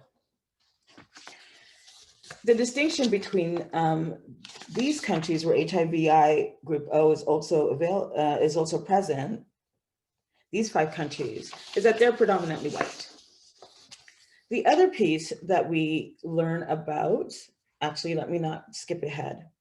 In 2005, Canadian Blood Services changed the donor questionnaire to this. And so here we see the questions going from 8 countries to all of Africa. Were you born in or have you lived in Africa since 1977? Had you had sexual contact with anyone who was born in or lived in Africa since 1977? And here you see their justification about HIV-I group O.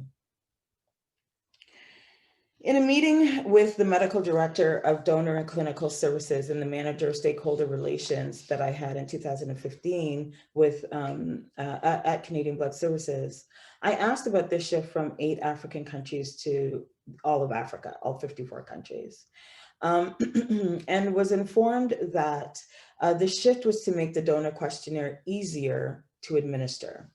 When I asked if the justification about barring people based on unable to test for HIV-I group O, the answer was yes, of course.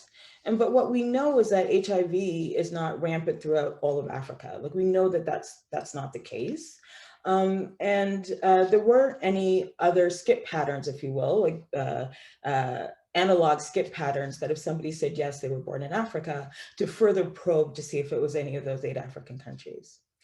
Anecdotally, I've heard from a number of white people across Canada that were born in Africa or been partnered with people in Africa who were told that this question did not apply to them. So even though they were born in Africa or had sexual relations with someone from Africa, they were still allowed to donate blood. And this is where we see the racialization operationalized in blood donation. So in 2013, Canadian Blood Services moves to an electronic system interface. So you go to a clinic, you sit down in front of a screen, like many of us are doing now, and you engage with the screen to do your own screening. And with that, they add a voice and they add pictures to the donor, to the questions. Now, for those of us who work in health or health promotion, we understand that when you add images to questions or to text, it's to further clarify what is meant by that text. It's to provide clarification and greater clarity on what is meant by the questions. And these are the images that Canadian Blood Services chose.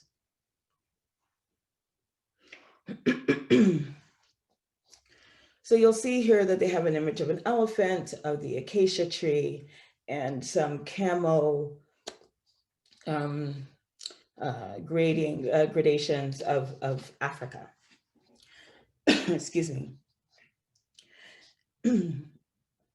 So when I went back to the medical director of Canadian Blood Services, the medical director of Donor and Clinical Services, and the manager of stakeholder relations, and I asked about the images, she informed me that they were images, they chose these images as a way to elicit feelings of nostalgia in African people attempting to donate blood. Now, it's important to note here that the only other time we see an animal in the donor questionnaire is around the bodily fluids of green monkeys. Even for the question on Creutzfeldt Jakob, it's not an image of a cow. It's the UK, the kind of geographical outline of the United Kingdom. And it's, what this creates for us, for those who are into this work, is a throwback to kind of early blood donation, xenotransfusion, where it's about donating blood from an animal to human. So really early kind of experimentations on how we do blood donation, but also speaks to, Joseph Conrad's Heart of Darkness, where this idea of disease in Africa is understood to be normal and natural, and that when we imagine African people, we imagine them living side by side, with animals or in trees.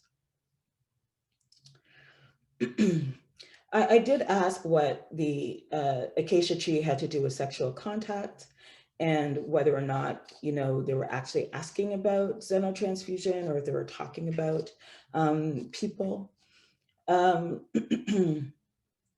The other piece I want to say here before I move on is that in 2009, there was a test available for HIV-I group O. However, Canadian Blood Services left these questions on the donor questionnaire and continued to ban en masse anybody, in essence, who was Black or of African descent from donating blood until 2015, another 6 years.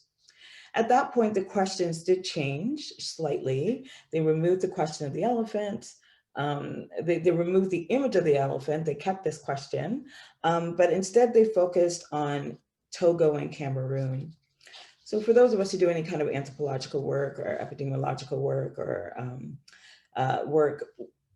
it's important to understand the community in which you are situated. Just briefly, the acacia tree is not indigenous to Togo or Cameroon. It is actually indigenous to southeastern region of the continent, Mozambique, Botswana, Swaziland.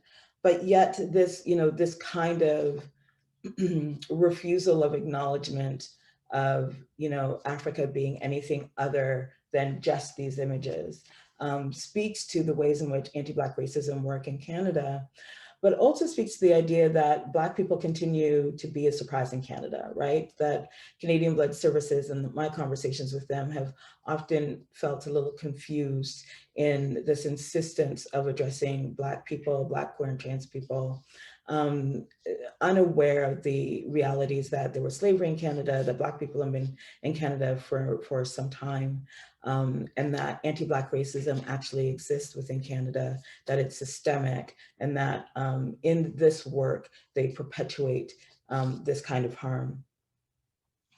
So all of that is a background, if you will, in terms of my research project, Got Blood to Give, de Sang et Donner.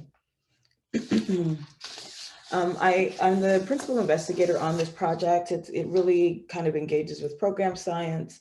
It was funded by the MSM, Minimum Sex at the Manu Research Grant, federal funds given to Canadian Blood Services and Hemo-Quebec to gather evidence to help facilitate changing the donor questionnaire. So my research team, my project focuses on Halifax, Montreal, Ottawa, and Toronto. It is a bilingual project. So all three aspects, and I'll speak about that in a minute, are available in both English and French, the official languages of Canada. My project coordinator, Charisma Grace, my research assistants, current and past, and my various community partners in Halifax, Montreal, Ottawa, and Toronto.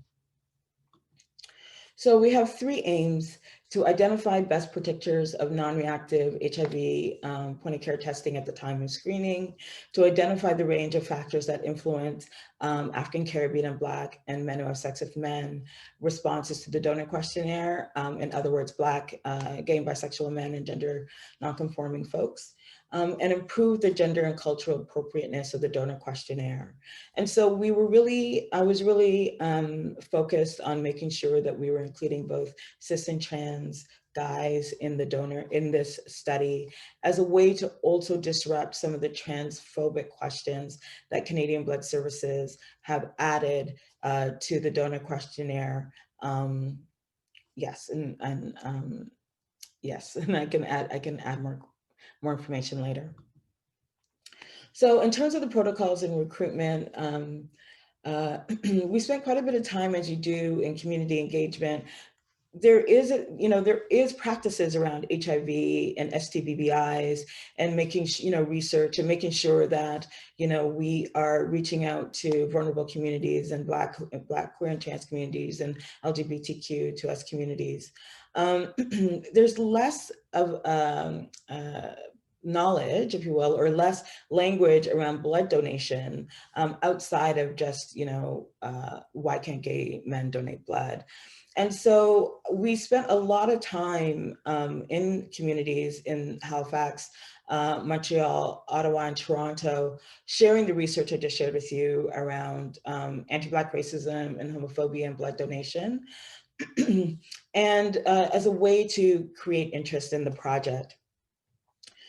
Aim 1, we used respondent-driven sampling, and we tied to that rapid HIV testing, point of care testing. And in Ottawa and Toronto, we were able to work with peer testers who would do the rapid testing and also engage in blood draws if people wanted that.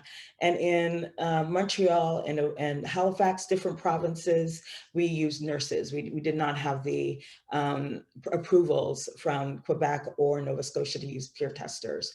And so it was interesting also to work with different health systems in different provinces and to identify Black, queer, and trans communities in different cities. And so while Toronto, Ottawa, and Montreal actually have vibrant Black, queer, and trans communities, LGBTQ communities, in Halifax, which is more spread out and where folks live more rurally, you don't necessarily walk downtown and find a Black, queer, and trans agency, right? And so even how Black, queer, and trans folks engage with one another looks differently across the provinces. This is not new information. I know we're aware of that.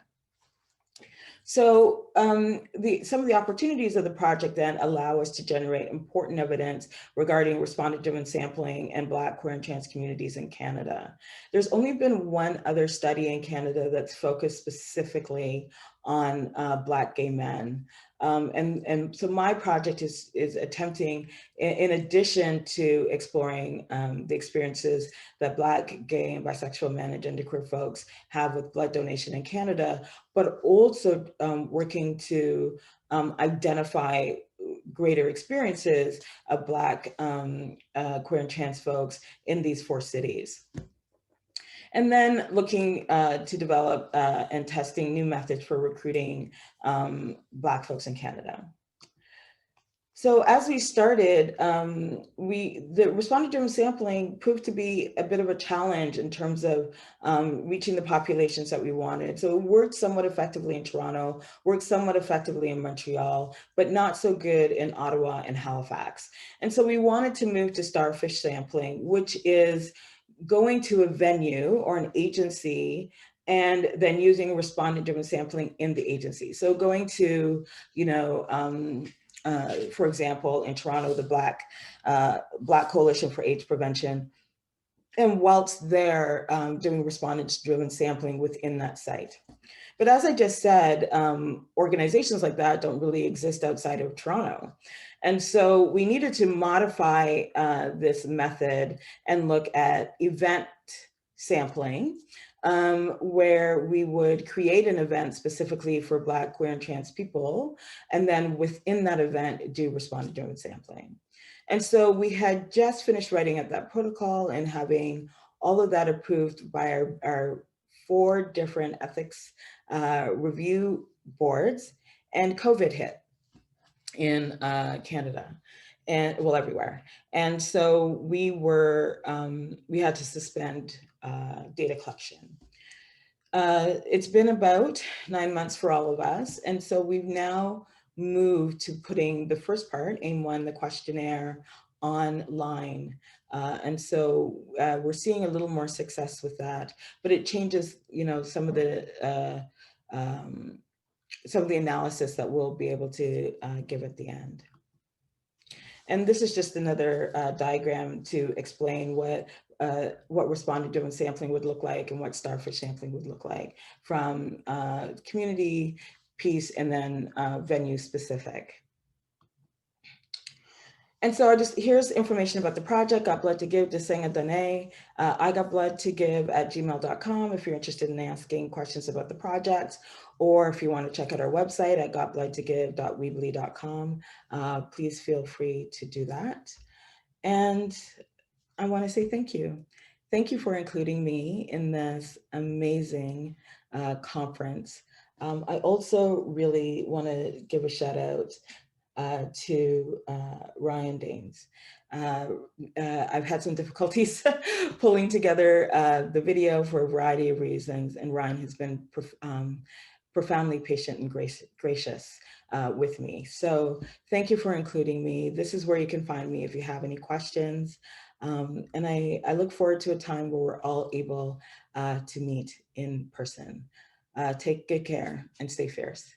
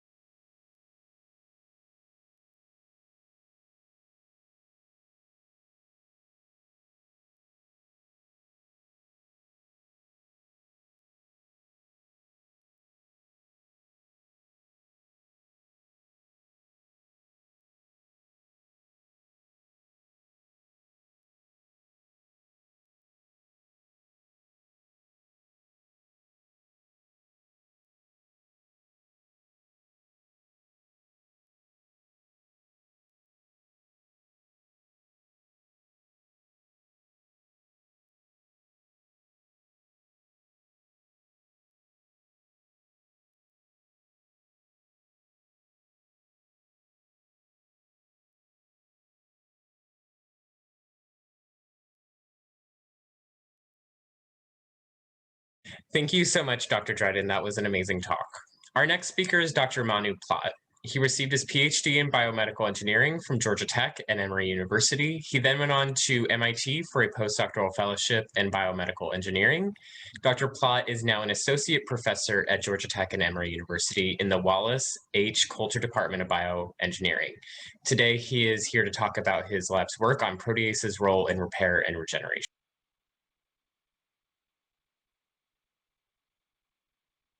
Good morning, good afternoon, and good evening, depending on what time of day you're watching this. I'm so happy to be here. My name is Dr. Manu Platt. I'm Associate Professor at Georgia Institute of Technology at Emory University, down here in Atlanta, in a joint program of biomedical engineering. And glad to be here sharing some of our work during the Black Queer STEM Town Hall. Super excited to be invited, so I want to thank the organizers and, of course, our gracious hosts, Peppermint and Bob the Drag Queen. Love you both. So I'm going to talk to you today about how things fall apart and proteases and tissue-destructive diseases. I'll talk about them in a few different disease areas, but of course I'll also tell you a little bit about my story and my path as we go along. All right, so let's jump on in. All right, here we go.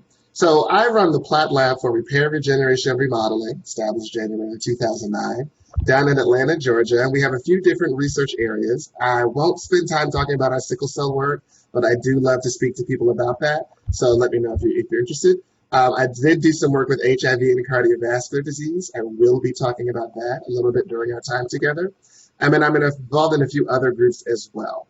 But really, I'm going to talk about some basic things, some ways that we think about proteases and how tissue gets remodeled.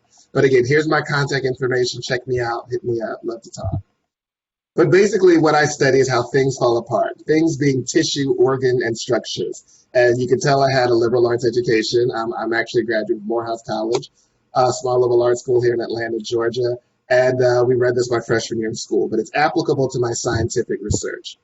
So one thing that I learned while I was at Morehouse in my physiology class was how structure relates to function. On the left here, we have the intestines, right? So if you stretch a person's small intestines, they stretch across the room, but they're highly coiled inside of our bodies. And they're not coiled just because it's fun to be coiled. No, it's because they needed to be long to have a long surface area to transport food, the nutrients from the food that we've eaten into our blood vessels so we can have that nutrients. These little finger-like projections even are called microvilli, and the microvilli on there also increase the surface area on the small intestinal wall. Structure relates to function. Same is true for the ear. I think the ear is just this incredibly architecturally designed organ to transmit small sound vibrations into biochemical signals so we can translate that into hearing. Now, what my lab actually studies, though, that if you mess up the structure, you mess up the function. Ooh. Love Lil' Kim, you all should know that. So I'm the only one that can say that. But she's changed over the years, all right? I don't think it's affected her rap stylings, but definitely has affected her rap career. And in Atlanta, Tiny's clearly a hero here in Atlanta, but when she changed her eye color, she couldn't tell that T.I. was cheating on her. So that's another story. So that's what my group looks at, this tissue remodeling, how you go from this healthy tissue to this damaged tissue. Healthy coronary artery to this atherosclerotic plaque that could cause a heart attack. Normal bone matrix to osteoporotic, which is weakened bone matrix that could break and damage.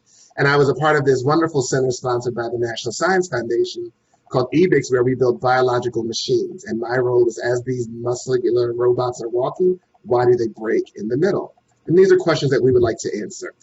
So how did I get into this work? So when I started my PhD, again, in biomedical engineering, coming from a biology degree at Morehouse to biomedical engineering, it was fascinating to me how the mechanical world or the influences biology just as much as we learn in a biology classroom.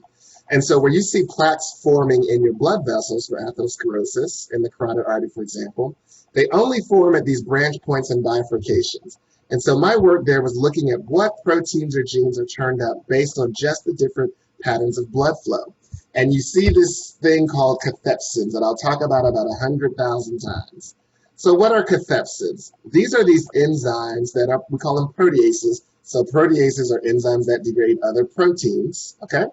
And elastin and collagen are two major structural proteins. Elastin and collagen we've also seen in like beauty care commercials about how they get the structure in your face and you want elastin and collagen rejuvenation. So the breakdown of those cause changes in your tissues. In your artery wall, when you break it down, use biomechanical function, but also the cells start growing in the form of plaque. So it's a part of the disease process that these enzymes, these cathepsins, come along and do. And the big trick is big pharma, the pharmaceutical companies, have really been trying to develop small molecule inhibitors to stop them from their activity because they get turned up in these tissue destructive diseases. And it's more than just what I told you, cancer, osteoporosis, atherosclerosis, arthritis, but all of the drugs that the pharmaceutical companies have developed keep being denied from moving through the clinical trials. And the usual reason is because of side effects. Many times they are efficacious or effective against the disease, but side effects have caused them to not pass through. And so the question is why? So when I started my lab in 2009, we began to come along with these hypotheses about what was messing up getting these cathepsin inhibitors, which were very well designed by great by medicinal chemists, into the market, into our into our medicine cabinets to help us. So our first question was that there was an issue with improper quantification of these enzymes. And I'll talk about the second hypothesis in the second part of our talk. So when I started my own lab, these enzymes are actually quite promiscuous. They prefer a reducing environment. They prefer an acidic environment. So they're hard to kind of capture and actually get a hold of. Plus, because they're promiscuous in what they degrade, then you actually would see them cross-reacting with some of the standard reagents. So one of the first orders of business is we wanted to, again, I'm also an engineer, we want to solve problems and develop tools. We developed an assay called cathepsin zymography. Other protease families, such as the MMPs, had zymography developed before. We wanted to get it working for cysteine cathepsins. And for the sake of time, I won't talk you through the methods. Happy to talk about it offline, though.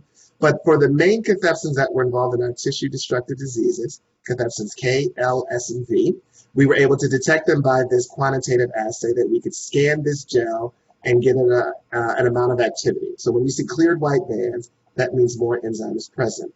What was also really great, this does not require antibodies. Those are one of the more expensive reagents we buy in biomedical science that we've been flushed down the drain, which made this very cheap. And that's going to be important for some of the work that I'll talk about in developing countries. And so we found out that the zymography was more sensitive than the best Western blot, which is the more standard way of identifying the amount of a protein, and that we could multiplex it. So cathepsins are denoted by letters. So K, L, S, and V, these are each different. Cathepsin K is different than L, different than S, different than V. And then we can run them all together and they migrate to different distances in electrophoresis. So these were the first two papers out of my lab, very exciting. And now we're going to use these for all of these other diseases.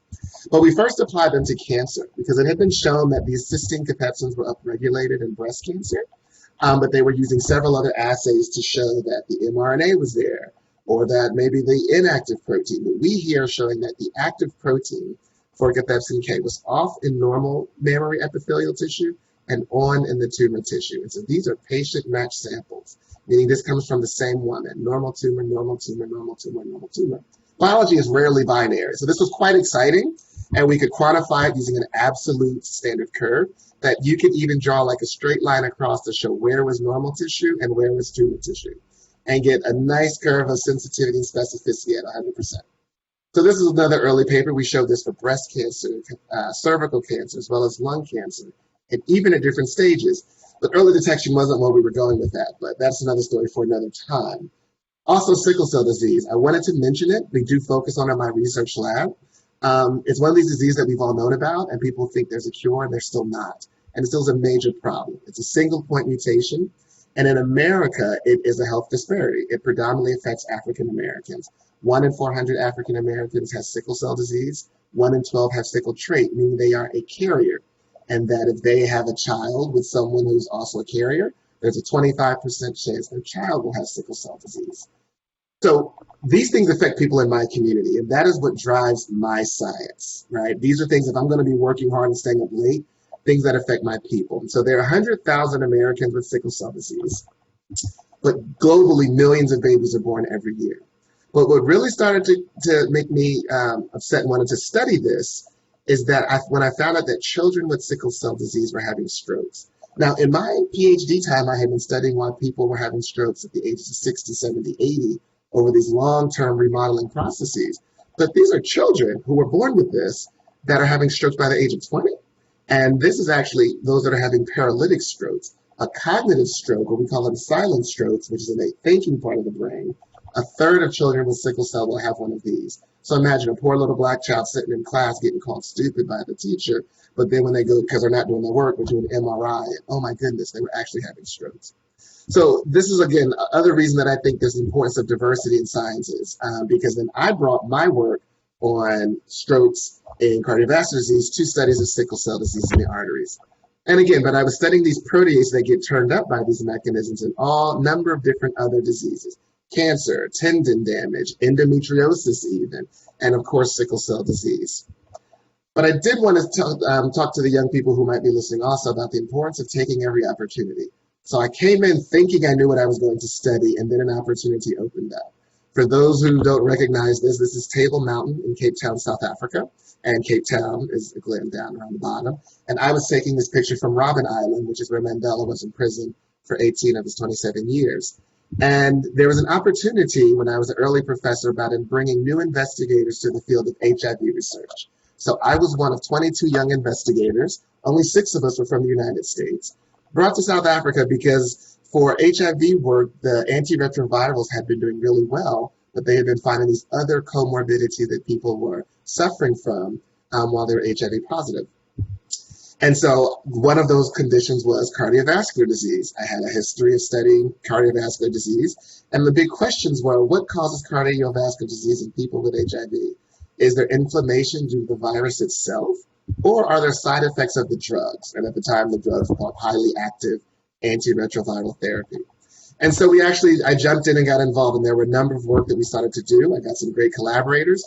We brought in together blood flow, some of the proteins the HIV virus itself sheds, as well as we tested a number of antiretrovirals and looked at their effects on the cardiovascular mechanics.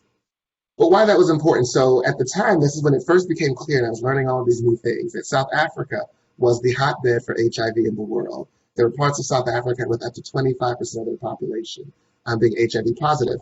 And so a collaborator, or a person who I met during this conference, I had trouble getting my access to HIV samples in Atlanta. And she said, I'm in Johannesburg. We get 400 patients at our clinic every day. If you want blood samples, we got them. All you have to do is come to South Africa. Great. I love to travel pre-COVID. And so went to South Africa, and we were able to start processing her samples. So this is me under the hood, working with blood that is HIV positive.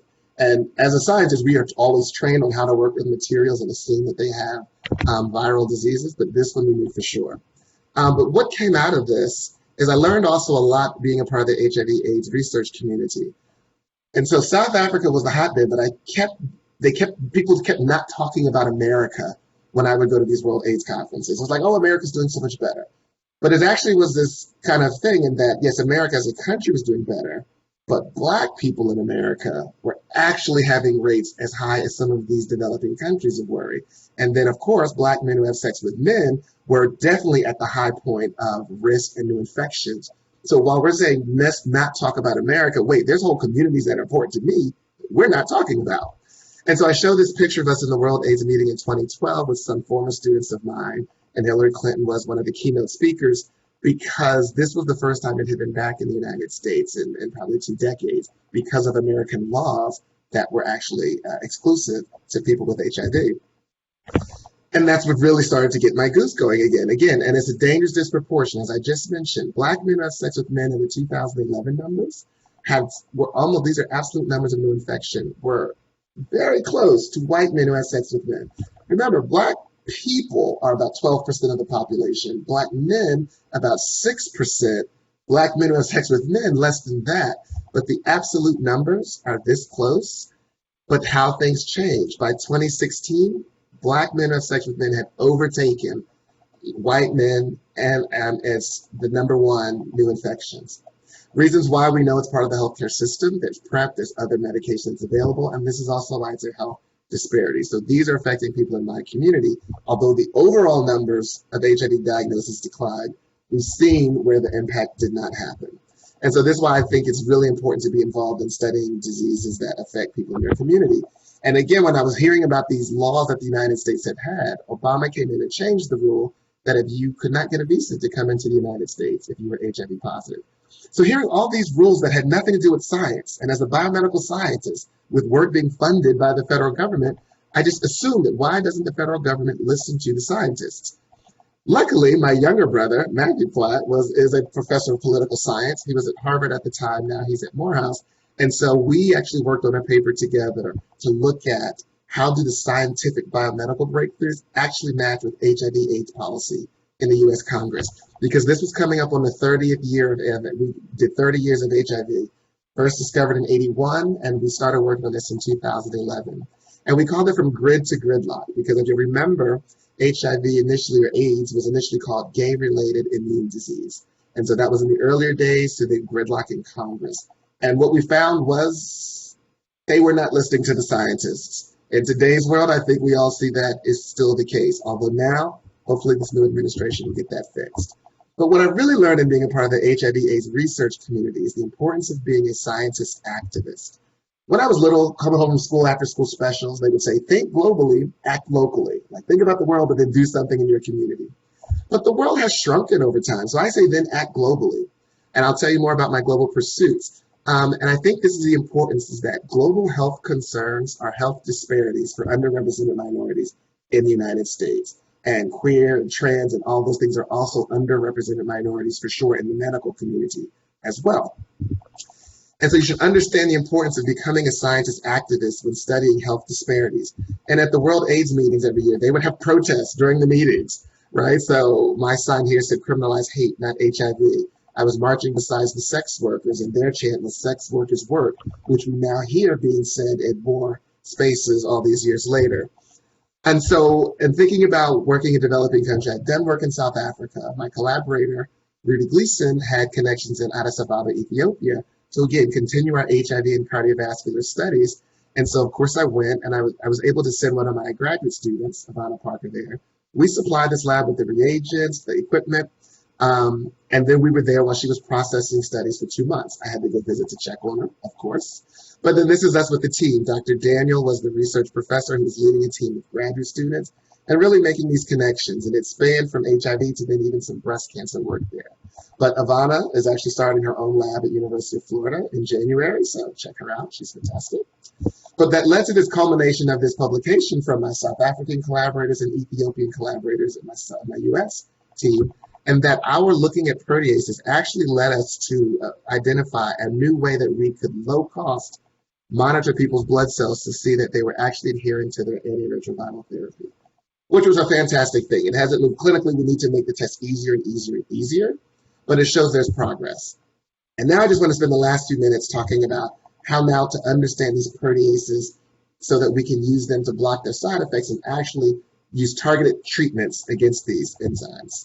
So that's where my engineering comes into play again. Mathematical modeling is a great tool where we don't have experimental assays to monitor every single thing. We've seen there's lots of mathematical modeling being used in the COVID pandemic as well. So we can generate these governing equations of how cells might release these enzymes from inside, whether at the top or at the bottom, develop these governing equations, Michaelis-Menten or mass action network style, and then we can solve them all simultaneously with MATLAB. So I came in with this big idea. We're going to look at all of these 4 proteases, the main ones in all of those tissue-destructive diseases, plus an inhibitor, and 3 of those main structural proteins I talked about, elastin, collagen 1, and collagen 4 is a big one for cancer. But I got humbled because I said, let's look at all 4 at one time. Nah, you come back and you can't interpret the data, so you have to take a few steps back. So I came back to just look at 2, cathepsins K and S. And again, I'm going to cut the story short for the sake of time here. But what we found is that when you incubate the 2 of them together, they actually eat each other. So we had the same amount of cathepsin K and increased the amount of cathepsin S incubated together. You can see from this Western blot, the amount of cathepsin K is going away at the highest amount of cathepsin S that we had incubated with them. Then if we did the zymography, the assay we developed, that detects both of them, as I mentioned, where you have the highest amount of cathepsin S, you have lost the amount of cathepsin K. Then looking at the degradation of the substrate, cathepsin K degrades collagen 1, cathepsin S does not. So when you have S degrading cathepsin K, look at this, we have protected the collagen 1 in the system. So this is fantastic. So where inhibition may not work, in certain contexts, you may be able to use one protease to degrade the other. And this led us to rethink our enzyme kinetics. Instead of just E plus S forms the product, now had to be E1 plus E2 forms this E1, E2 complex that one of them gets degraded. And so we published this years ago. We call it cathepsin cannibalism, where the cathepsins are eating each other. And so a plainer way of thinking about this goes back to this internet meme, whereas collagen 1 is the substrate, cathepsin S should be eating the collagen 1, but it's not. It's checking out cathepsin K. And as we broaden this out to other substrates and other proteases, I love how to get away with murder. So you can see here Oliver is like, what is he looking at? Cathepsin S is supposed to be breaking down these other substrates, but depending on how fine, sorry, not fine, but the other substrates and enzymes that are available, it might be eating those as well. And that's distracting our system from what we expected to be degraded, maybe giving us hints as why we might see the side effects with these inhibitors. So taking us back, we said, okay, now we know that they're interacting with each other in a systematic way. Let's study 1, 2, 3, and 4 of them all together on one substrate and on a different substrate, gelatin and collagen. And we found that these differences were not just intuitive, right? So it's easy to trick a new student to come along and help us figure this problem out.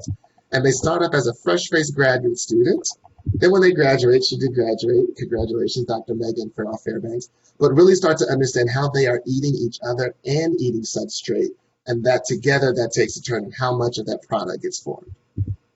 So Megan also starting her own lab at University of Florida, so I want to give her a shout out as well. And again, the way we use mathematical modeling and trying to understand these enzymatic processes that it's hard to measure every single pinpoint, I think a great way of thinking about it is like the Bachelorette, right? Trying to figure out which is the right one for me. So we can generate a number of different scenarios of how these proteins and enzymes are interacting with each other computationally, and then we see which ones best match our experimental observations so we can go back and refine it. And so in doing that, we were able to, again, I'm skipping multiple steps, but get this really large proteolytic network of cathepsins K, L, and S. And we found out not only do they degrade each other, they can degrade each other when they're not even active, they can distract each other, and there's all of these other interactions that we realized from our experimental and computational tests that led us to developing this proteolytic network for others to use. But even along that way, again, developing other tools to understand how does one protease degrade another. Well, that led us to develop this tool where we could look at, if we were to slide the entire sequence of this enzyme into the active site of each of the other, that we could score where the preferential sites for cleavage. Because there's this great database called MIROPS that has so much information on proteases and peptidases. So Megan wrote a nice script for that, made it available in MATLAB, but I don't know how to code in MATLAB, so she made a web-based version that you all can use by just clicking on that QRS code. And I wanted to be really user-friendly so that others can use it for themselves. So you pick your protease, and all of that protease limitation, it just must be in MIROPS, which has over 300, 400 proteases there. Then you could put in any protein sequence, any amino acid sequence matching any protein. Ours, we were matching actual proteins, but for my friends in biomaterials who want to design their own peptides, any sequence you want. And what Pacman's then does is it spits out preferred cleavage sites along the length. And so why was that useful? Because again, our lived experiences helped me decide what science will I focus on now. Everyone knew the COVID was aware of the COVID pandemic. And it also has a racial component to it. I love this piece by Adam Sower, right? And then we found out that Black and Hispanic Americans are dying even at younger ages, and that the majority of kids who are dying. They said kids don't, but the majority are Hispanic, Black, Native American. We're back to people in my community. And this piece covers it so wonderfully from Kamara Jones, Dr. Kamara Jones, why racism, not race, is a risk factor for dying of COVID-19. So now it was like, this is killing my people. We need to jump in. What can we do to help? Our labs closed. Everyone was at home. What thinking things can we do to address this problem? And so for those who may or may not know, everyone's spike protein is on the surface of the SARS-CoV-2 virion, but it actually must bind to a receptor on our cells. And then proteases, the enzymes I've been talking to you about for the last 20 minutes, must cleave it so that it can fuse with your cell membrane, not yours, I don't want to put that on you, fuse to a human cell's membranes and enter the cell. So proteases are necessary for SARS-CoV-2 infection. Now, they had already started to look at certain proteases, but again, we had developed this tool, my Pacman's tool, that could screen for a number of different proteases to see which ones are able to cleave that spike protein, either for activation or for an inactivating cleavage that would break apart that structure. And that's what we began to do this study. And so we screened a number of different, with our computational tests, and have gone back and done 3D molecular modeling to see where it might cleave on the actual protein. And now we're following that up with actually doing the in vitro experiments because we've gotten some great hits. So I just want to summarize this part about the importance of proteases. They're in human diseases, tissue-destructive diseases, and actually are playing a part in SARS-CoV-2 infection. And so there are all these computational tools we've developed as well as experimental assays to monitor. But just as the spirit of this Black Queer STEM Hall, I just want to also just tell all of the people out there, when you get to a certain place, remember, reach back, pull someone else up, and celebrate them being themselves. That's what's important. That's the importance of diversity and where people can thrive. And I love this quote from Good Mama Roo. What other people think about me is none of my business. Keep that to yourself. Agree, ladies? I love that picture. They look so shady, that picture.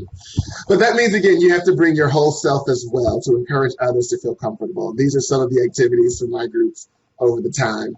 And scientists look like you, they look like me, they love like you, they love like me. We're all in this together. And I just want to close with this, my entry quote. Success is liking yourself, liking what you do, and liking how you do it. I think this is so important.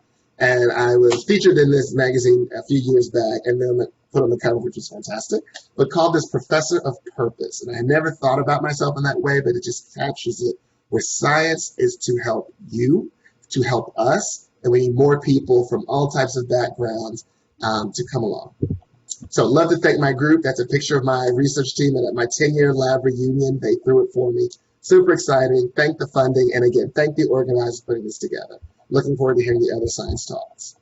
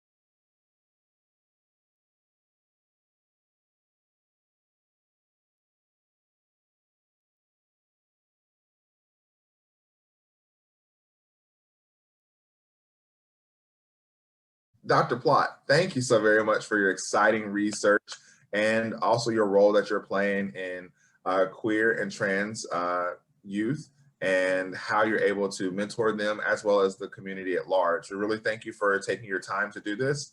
And again, thank you for all the mentorship that you've given myself and others in the community and also just in the larger community of science.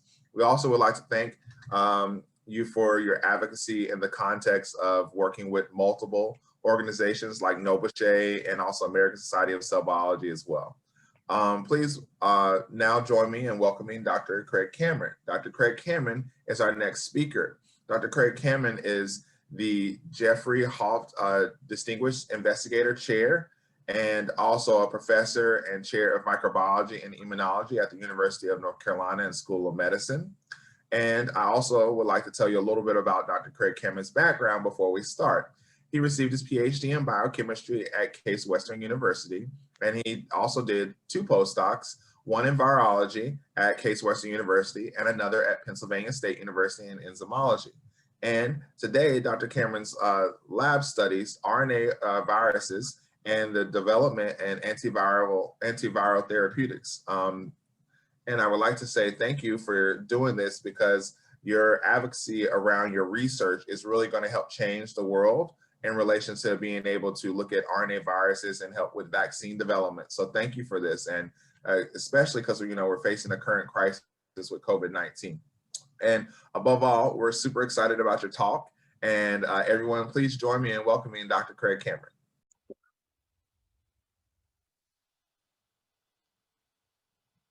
Good afternoon, everyone. My name is Craig Cameron, and I'm professor and chair of microbiology and immunology at the UNC School of Medicine in Chapel Hill. I will start by thanking Ryan and AJ for the opportunity to participate in the town hall. I like starting with this slide because it is as much the people as the discoveries that keep me excited about doing science.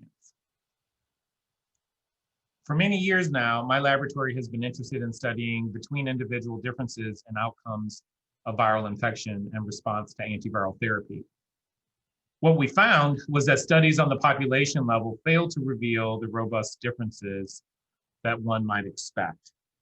What we now know is that single-cell analysis of viral infection dynamics is essential to reveal all sorts of differences masked by the population level studies. So what I want to do today is to show you the technology that my lab has developed to study viral infection on the single cell level, and to try to convince you that single cell virology is a powerful approach.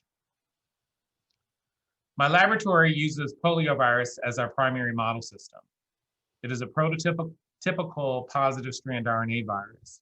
If you can think of an experiment to do with a virus, it is almost certain that you can do it with poliovirus. While poliovirus is no longer a concern in the developed world, there are numerous enteroviruses closely related to poliovirus that are currently causing all kinds of problems. One example is enterovirus D68, which causes acute flaccid myelitis in kids. 2 observations motivated us to begin to consider single cell virology. The first was that RNA viruses exist as a swarm of genetically distinct variants shown here. The second was that cells, even HeLa cells, in a tissue culture dish exhibit stochastic gene expression. And what this means practically is that some cells will likely support or restrict replication better than others. The number of viruses establishing infection will be driven by the Poisson distribution, so there's going to be a difference in multiplicity. The progeny per cell is therefore expected to be different.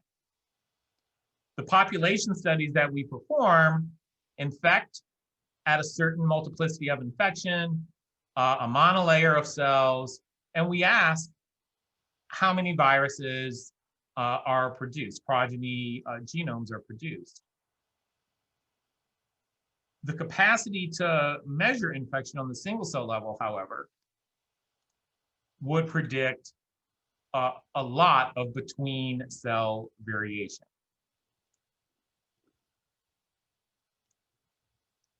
Unfortunately, the technology to do the single cell analysis was not available at the time that we began these studies. So in collaboration with Tony Wong, who is now on the faculty at Duke, we developed a microfluidics-based approach to monitor infection dynamics one cell at a time.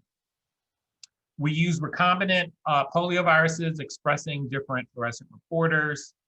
We perform infections off-chip, load the infected cells onto the chip, and then we monitor the evolution of fluorescence as a function of time post-infection.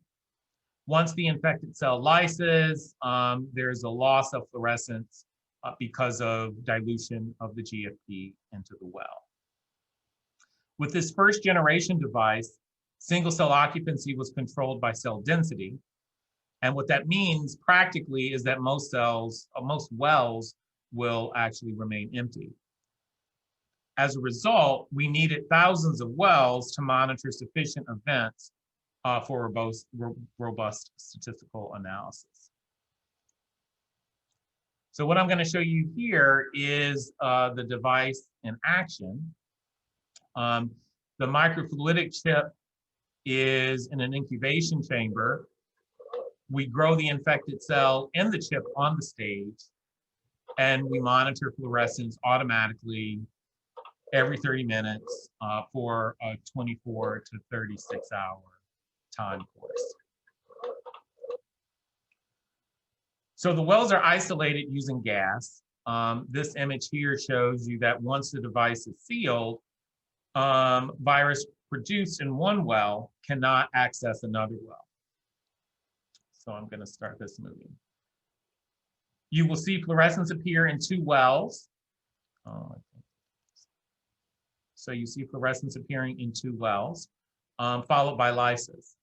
But what you want to note here is that after lysis, none of the other cells in this area of the chip become infected.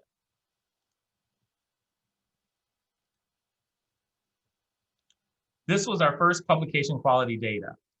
We evaluated the kinetics of virus replication in 100 cells or so. You can clearly see the heterogeneity, both in the kinetics from one cell to another, and also in the endpoints. Interestingly, if we plot, here's the slide, the unadulterated average of the data obtained in single cells, we get this curve. And this curve is very familiar. It is as expected based on virus growth curves at the population level. So from these data, it is clear that between cell variability and viral infection dynamics exists. But now what we need to know is, does it make a difference to our understanding of virus biology or pathogenesis? So in order to understand the meaning of the single cell data and compare it to population data, we needed a way to model and analyze the data. So this work was done in collaboration with Klaus Wilke at UT Austin. And what we have done here is to define phenomenological parameters for different segments of the curve.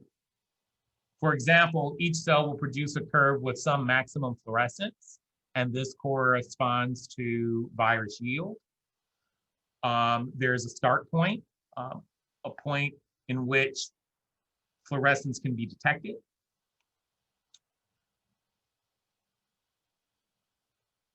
This point also defines the end of the eclipse phase of the virus life cycle. And it's during this time of the life cycle when the virus and the host wrestle for dominance.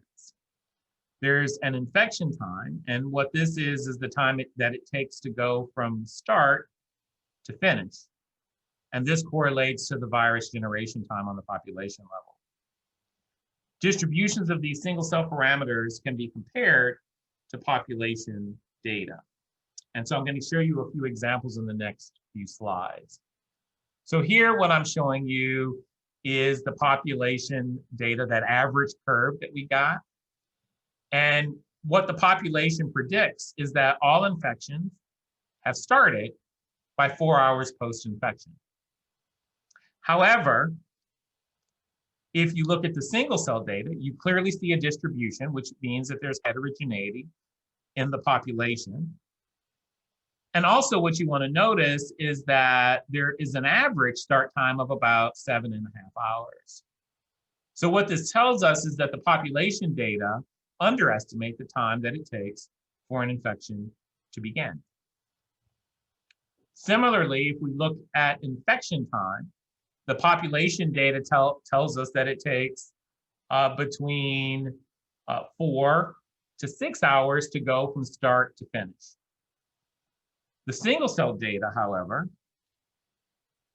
show a distribution, but what we see is that it only takes 2.5 hours on average to go from start to finish.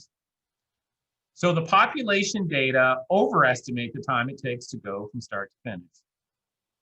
The observation of distributions for all parameters measured is consistent with heterogeneity. The question then is, what is the origin of this variability? Is it the virus or is it the host? So to address this question, we reason that if we co-infected a cell with viruses expressing 2 different reporters, for example, a green and a red reporter, then cells that are co-infected will show a strong correlation if the host controls the parameter. But when the virus controls the parameter, there will be no correlation between the signals for the 2 colors. And this is the data. As you can see here, there was a strong correlation for start time. We're going to ignore midpoint because it's related mathematically to start. If and when infection is established requires the virus to overcome barriers imposed by the host, so it makes sense here for host genetics to control start. In contrast, there was no correlation observed for maximum, for the slope, the speed of replication, or infection time. So from this, we conclude that viral genetics likely control these parameters. So in this part of the talk, I've shown you the following. We've developed technology to evaluate viral infection dynamics with single cell resolution. The population average masks the substantial between cell variation that exists during viral infection.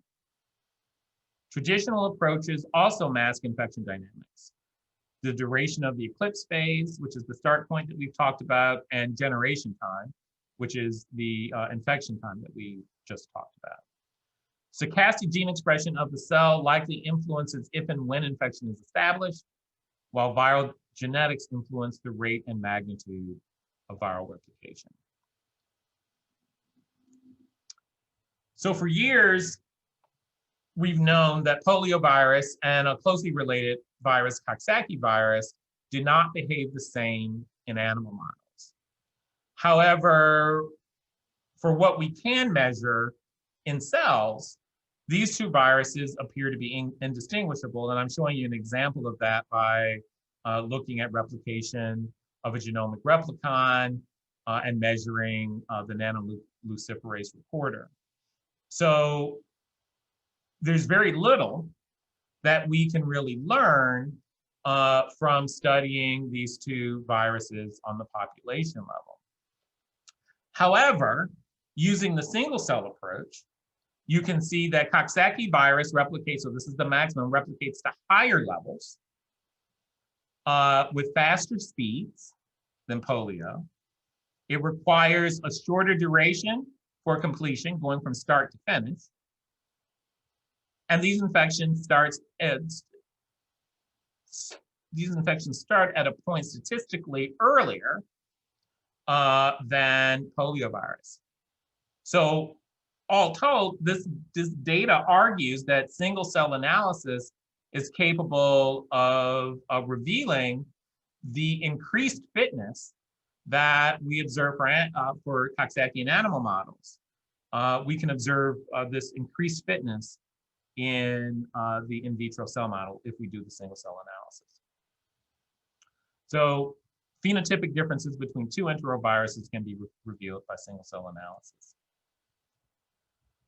So when Wu Lu joined my laboratory as a postdoc several years ago, he was able to increase single cell occupancy by adding traps to the wells. And so you can see here that, remember, we had thousands of wells. We've always had thousands of wells, but because we use cell density to control occupancy, we only had hundreds of single cells in individual wells. The addition of these traps now allowed us to have thousands of cells, infected cells, in our thousands of wells. And what this allowed us to do was to now be able to evaluate antivirals. So for example, we could do complete dose responses. We could go down to 10% or less infected cells and still have the numbers to do the statistics. And what I want you to take home from this is that here I'm looking at poliovirus with an inhibitor of the poliovirus protease. And what you can see here is that the dotted line is no drug, the red and blue lines are with drug, and we're looking at the various parameters, maximum, slope, infection, and so on. And what you can see here with the protease inhibitor is that every parameter that we can measure on the single cell level is actually impacted by the presence of the drug. Interestingly,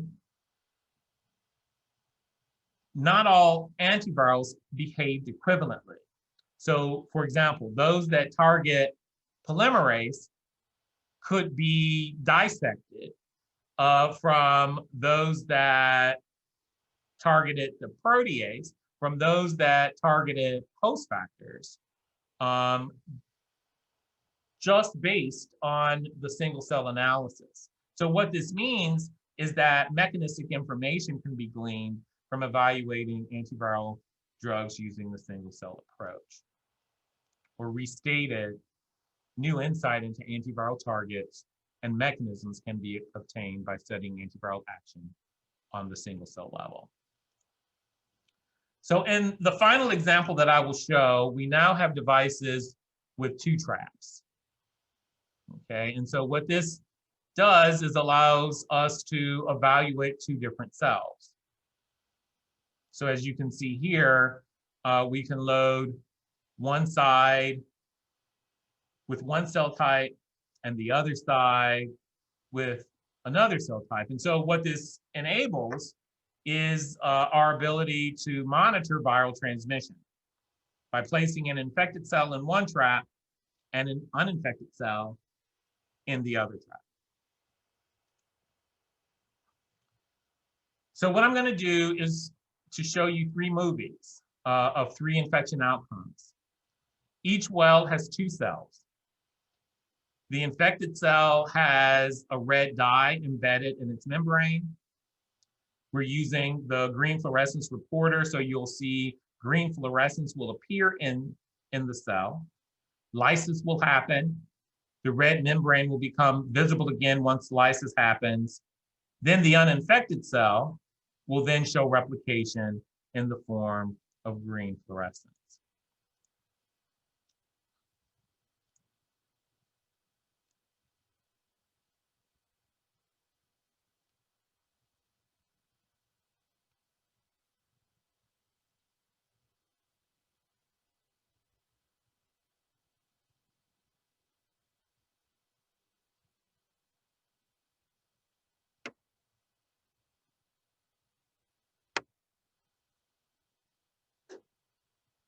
This is exactly what one expects for a lytic virus infection.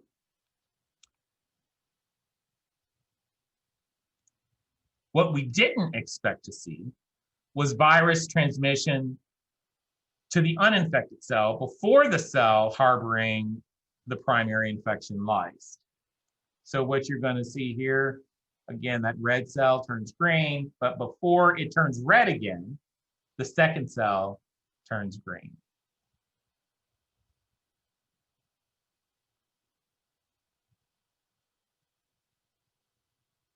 So this example provides support for the work of Carla Kierkegaard at Stanford and Nihal Altan-Vinay at NIH, who have provided very compelling evidence for non-lytic transmission of enteroviruses. And here we can see it with our own eyes using this third generation device. The final example here was also unexpected. What you're going to see here is replication and lysis in the primarily infected cell, the red cell, but no infection in the uninfected cell.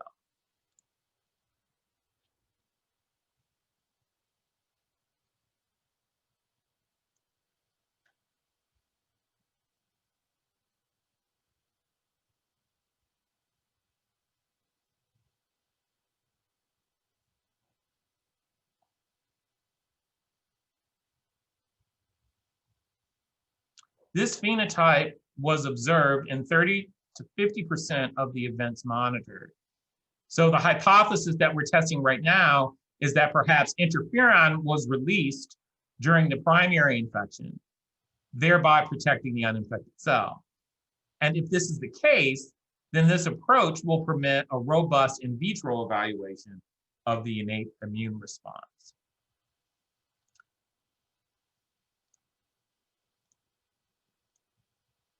So virus transmission dynamics can be monitored, enabling studies of mechanisms and spread, innate immunity, and more. So what I've shown you then today, and I hope I've convinced you of the following: that single cell analysis of viral infections will enhance our understanding of the interactions of a virus with its host and antivirals. It allows us to, it gives us the ability to quantify productive infections. It should enable identification of pro-replication factors and restriction factors. We should be able to learn more about the impact of drugs on the viral population and illuminate differences in their mechanisms of action. We can evaluate virus transmission, and I'm sure there are many, many other questions that we haven't thought about that can be addressed by this new approach.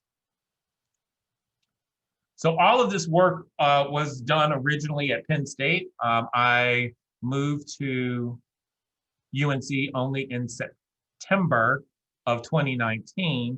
This work is continuing at UNC.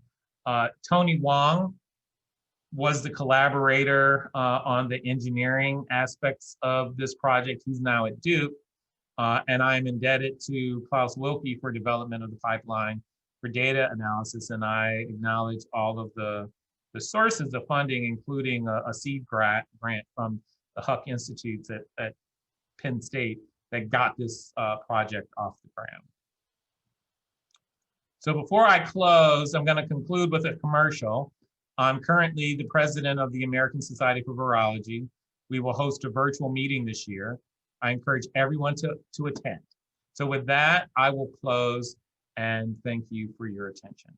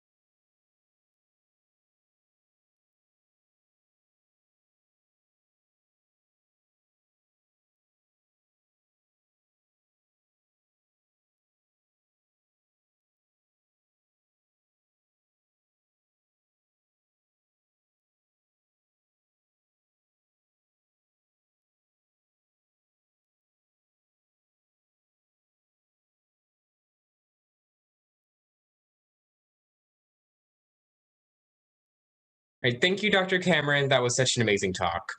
Our last speaker of the day is Dr. Jaimie Stewart. She received her PhD in bioengineering from the University of California, Riverside, studying the self-assembly principles of RNA.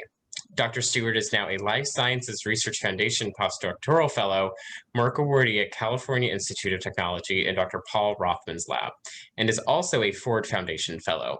She is currently studying the design, synthesis, and characterization of DNA origami to detect nucleic acids and proteins, and is also here to talk to us about her journey in STEM and her visibility with her work out in STEM.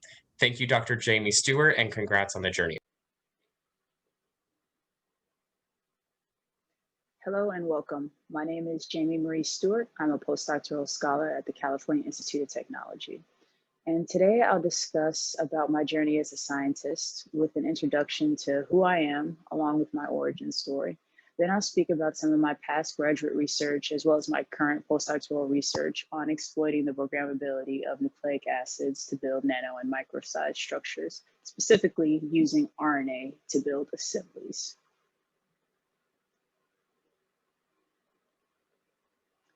Starting with my origin story, I was born and raised on the west side of Chicago. My primary sources of support and encouragement came from my mother and grandmother. They really stressed and emphasized the importance of education. So after high school, it was expected that I attended college. So for my undergraduate education, I enrolled at the University of Illinois at Chicago, UIC. And when I first started, I took the standard first year courses of English, math, chemistry. And I knew I liked science, but I was unsure as to what I actually wanted to pursue in terms of degree and what I actually wanted to do career-wise. Also at this time, my grandmother was battling colon cancer. I would speak to her every day on the phone and visit her at the hospital on the weekends. And despite her illness, she still continued to provide support and encouragement. So after my first semester at UIC, my grandmother passed away from colon cancer at the age of 67. And this was a difficult time for me. And of course, I questioned why this couldn't have been detected earlier, why there wasn't better treatment available, and so on.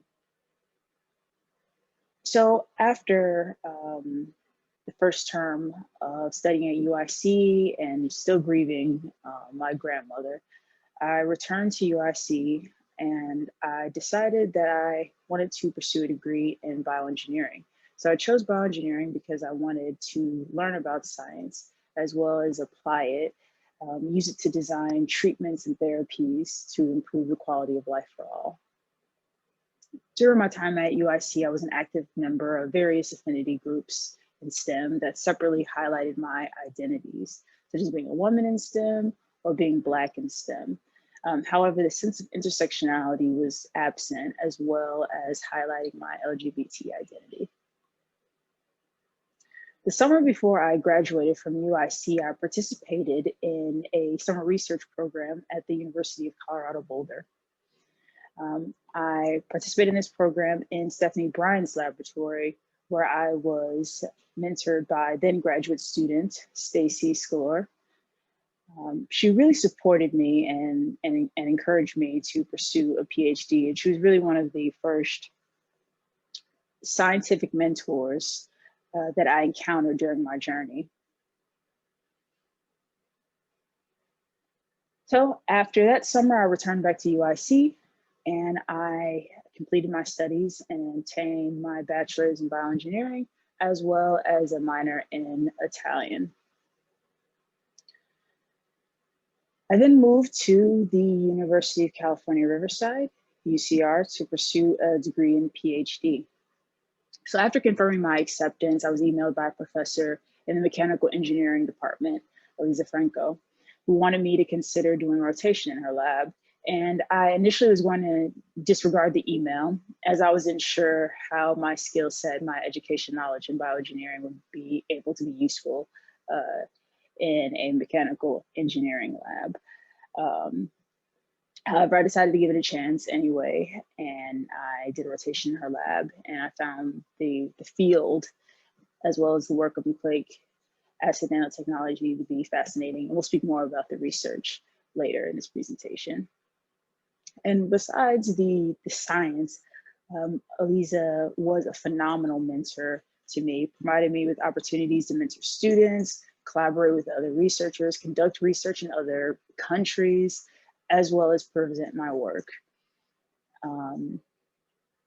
Further, outside of research, I found a community at UCR through the LGBT Resource Center. In particular, I really want to highlight Toy Thibodeau, the Assistant Director of the LGBT Resource Center at UCR, who really acted as a mentor and an advocate for LGBT students through providing programs that supported the students, of course, but also their intersectional identity, such as providing discussion groups for Black queer students. So I'm really thankful and grateful that I was able to experience that. Currently, I am a postdoc at Caltech with future goals of continuing conducting research through my own lab, as well as pursuing entrepreneurial endeavors. And through my experiences, I really became more comfortable and confident about my identity as a Black lesbian woman, and really trying to bring my complete full self into the realm of science and academia. So before I start speaking about my past research, I want to acknowledge everyone involved in these research projects. Starting with my PhD work, I'd like to mention the entire Dynamic Nucleic Acid Systems Lab, where I completed my PhD, particularly my PhD advisor, Elisa Franco, for her guidance over these projects.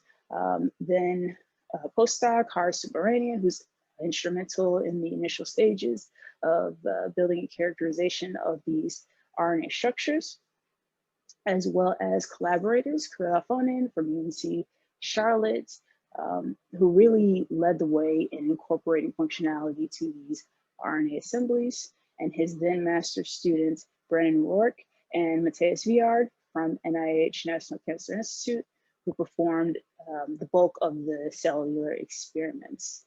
And Cody Geary from Caltech and Aarhus University, who assisted with modeling some of these RNA assemblies. And for my postdoctoral work, I would like to acknowledge my advisor, Paul Verdeman, who really helped me grow and is continuing to help me grow as a scientist and think deeper about molecular phenomena. Additionally, Paul is exceptionally supportive, not only in regards to the research, but also of my own personal and academic goals, teaching, mentoring, and entrepreneurship, as well as funding sources for past work as well as previous work. Let's start with the concept of self-assembly. So self-assembly is an essential process in all living organisms. We have individual cells that arrange themselves to form tissues, tissues that organize into organs, and organs that make up organ systems. And then of course, we have these different organ systems that interact with each other that exist in an organism. And this biological hierarchical assembly is driven at the molecular level via deoxyribonucleic acid, or DNA. And DNA consists of a sugar phosphate backbone and nitrogenous bases that you see here. So for DNA, these bases are adenine, thymine, guanine, and cytosine. And these bases participate in what we refer to as canonical base pairing, where adenine pairs with thymine, guanine pairs with cytosine. And as a result, this causes the formation of the classic DNA double helix. And the sequence of these bases provides cells with specific instructions to carry out. So we can really look at DNA as the code of life with its ability to program biological organization. Another type of nucleic acid is ribonucleic acid, or RNA. So like DNA, RNA consists of a phosphate 5-carbon sugar, in this case ribose, through the addition of this hydroxyl group here, as well as nitrogenous bases. So for RNA, these bases are adenine, uracil now instead of thymine, guanine, and cytosine. Like DNA, RNA bases canonically base pair, where adenine pairs with uracil instead of thymine, and guanine pairs with cytosine. RNA can also form various complex structures where many of these bases can undergo non-canonical base pairing.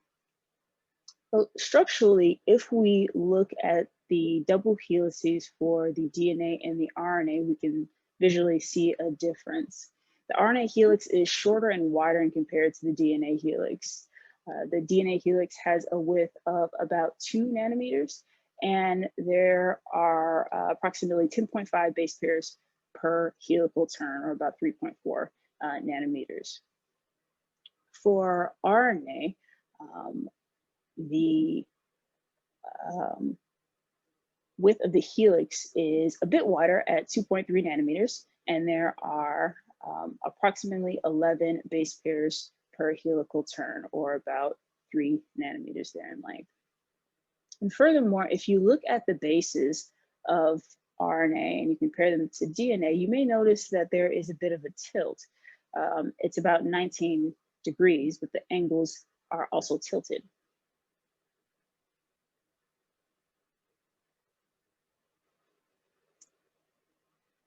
So as I mentioned, RNA is similar to DNA as it contains genetic information, but it's also functionally rich and a diverse biomaterial responsible for regulating several cellular processes.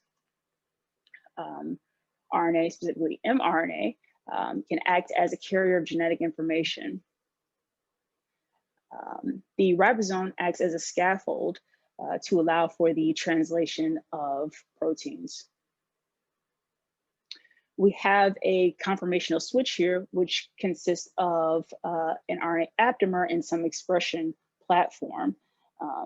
And here we see this aptamer here, as well as the translation of proteins. However, in this next panel here, we see this binding of a molecule changing its conformation of this aptamer here, and as a result, changing its neighboring sequences, inhibiting any translation to occur. Also as a catalyst in the case of a ribozyme, where we have our RNA ribozyme that binds to a nucleic acid and it's able to degrade it. Further, we have a dicer substrate RNA that interacts with a RNA inducing silencing complex for the release of small interfering RNA, siRNA, for the degradation of RNA being produced by some target gene, therefore undergoing gene silencing. The problem is that RNA is not well characterized as DNA, therefore the design of RNA structures is challenging. So nucleic acid nanotechnology exploits the chemical and physical properties of DNA and RNA molecules to create assemblies of varying size, shape, and complexity. So the first shot I'll present to you is a multi-stranded tiling method. And for all of these methods, there are advantages and disadvantages. For the advantages of this multi-stranded tiling method is that it's modular, multivalent, scalable. However, disadvantages is that it mostly uses non-functional DNA. And here for this tiling method, we see this multi-stranded monomer unit here that assembles into these different duplexes, as we see here, through these crossover points.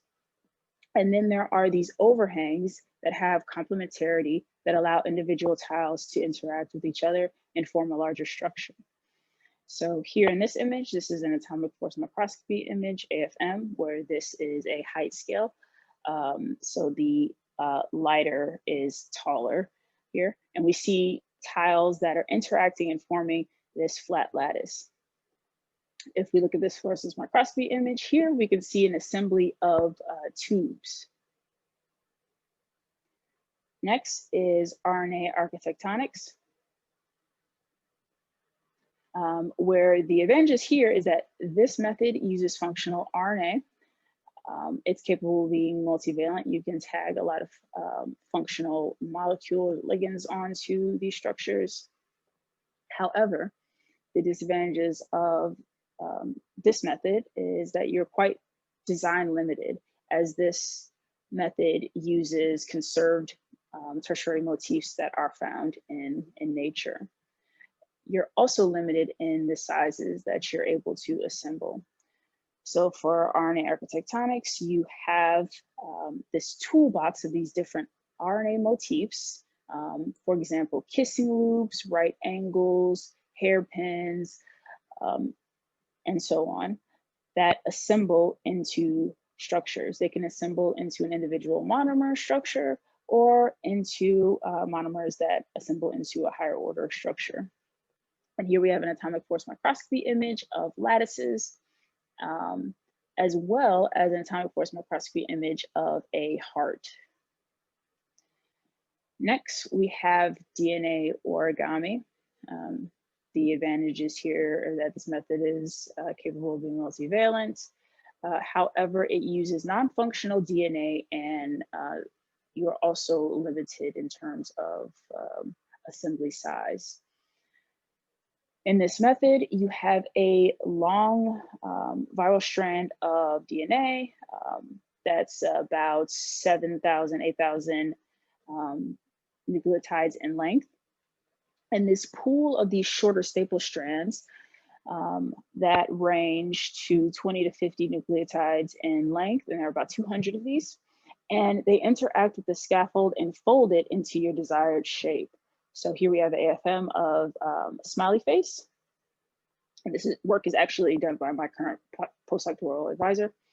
And here, a more recent demonstration of the world's smallest Mona Lisa here, of using these DNA origami tiles to actually assemble into this larger structure. And then next we have RNA origami. So the advantages to this method is that it uses functional RNA, as well as it uses co-transcriptional folding. So the ability to encode these RNA sequences into templates and then use cells to produce them, or use transcription to produce these. However, these are design restricted, as with RNA tectonics, they use these tertiary conserved motifs, and they are also limited as well in assembly size. So for my PhD project, I'm particularly interested in the multi-stranded tiling method. So my graduate work objective aimed to characterize design methods and experimental protocols for the self-assembly of RNA structures. So I'm interested in using the multi-stranded tiling method because this method is modular, multivalent, and scalable, as well as using this tiling method with RNA. And the advantages of using RNA is that it's a programmable material, it's biologically relevant, and functionally rich. So we can add these motifs on there that can perform biologically relevant functions.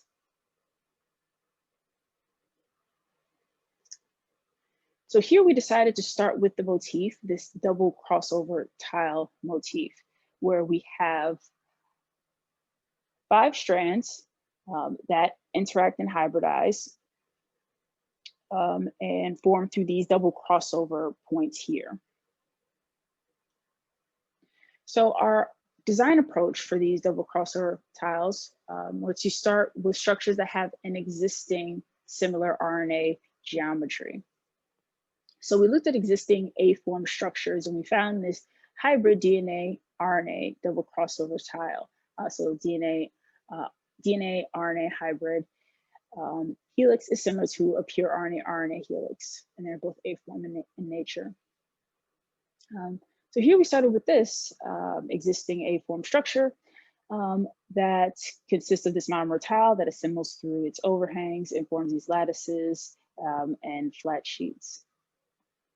We then use nucleic acid design software, NuPack and DNA design to resequence and optimize our designs.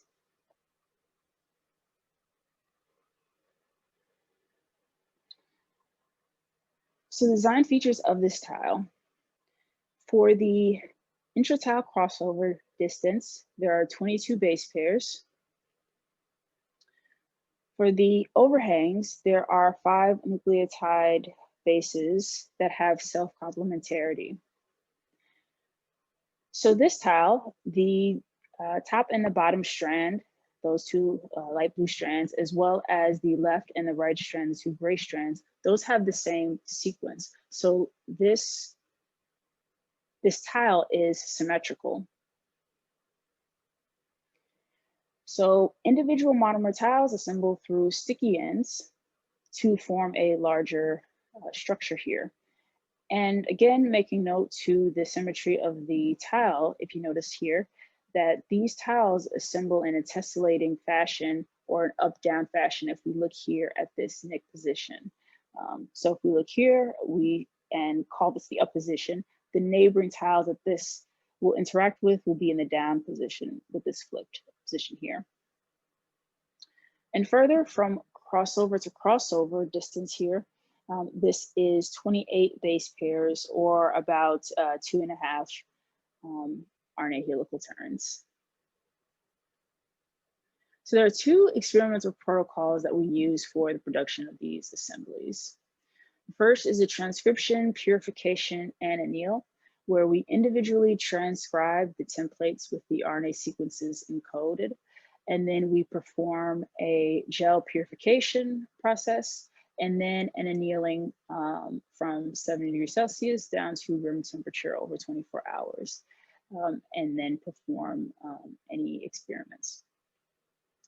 Next is the one-pot co-transcription and anneal, where we take all of the templates that encode for the strands for these RNA assemblies, we put them together in a test tube, we transcribe them all together for 15 minutes, and then we perform an anneal directly after, no purification steps in between, from 70 degrees Celsius to room temperature over 24 hours. And this is what we see. So here to the right, this is an AFM image of an RNA lattice here. So we can see this periodic assembly all throughout this image. And if we take a closer look here, this little diagram, we have our tile here that's connected to neighboring adjacent tiles. And again, the assembly is this up, down, tessellating assembly lattice. If we compare the different protocols, the transcription, purification, and anneal, as well as the one-pot co-transcription and anneal, for the purified protocol, the data, of course, is much cleaner. And we see the assembly of these tubes. So we see these ribbon-like tubes. We have this closed tube here and an open tube here that assemble. And these really aggregate when looking at these via AFM. If we look at the one-pot co-transcription and anneal, we also see the assembly or the presence of tube, but we also see this additional presence of what we presume to be extra RNA that may have been transcribed or components of the transcription. We also notice as well that the assembly of these tubes for the one-pot co-transcription is a lot less sparse in comparison to the transcription, purification, and anneal. So next, we wanted to see how the tau asymmetries affected RNA assembly, the assembly of these structures.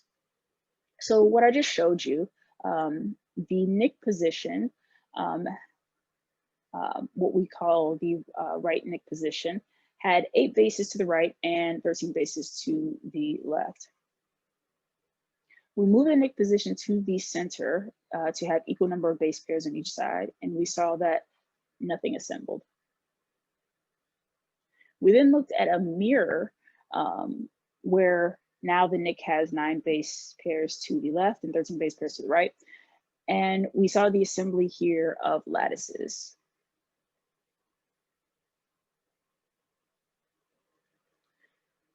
Next, we developed a more robust design. Here, all 5 of the strands for the tile have a different sequence. So no symmetry in the tile now. Further, we also changed the intertile distance of how these individual tiles interact. So the intra-tile crossover distance is 22 base pairs. And now we're looking at sticky ends that are 6 nucleotides in length, and we also vary that as well. And now here we see, again, the assembly occurs through the sticky ends, having complementarity. But here, the assembly is just in the up position. The nick stays up in comparison to the previous tile design where there was a tessellation.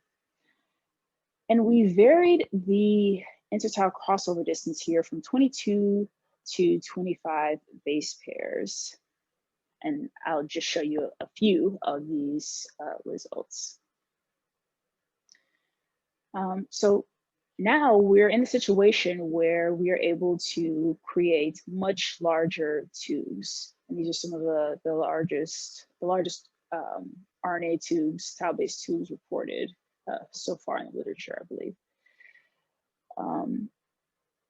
We're here, we have a design that has 7 nucleotide sticky ends, as well as an intertile crossover distance of 23 base pairs.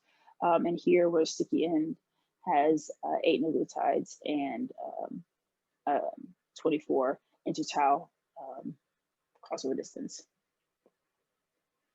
And here are some images of these assemblies via AFM as well as fluorescence microscopy. And these structures are able to reach sizes up to 10 microns in length.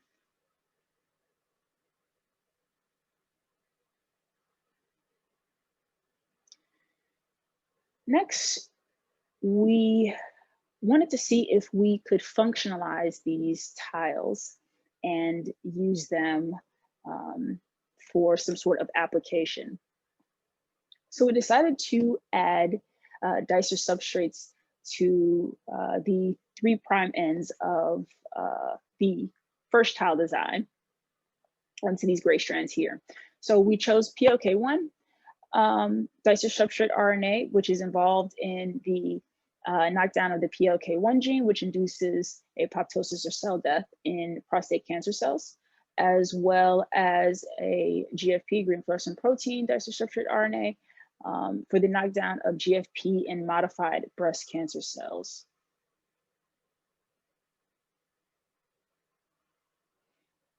So for the production and transfection of these functionalized assemblies, as before that I showed you, we transcribe these individually and then perform a gel extraction and purification.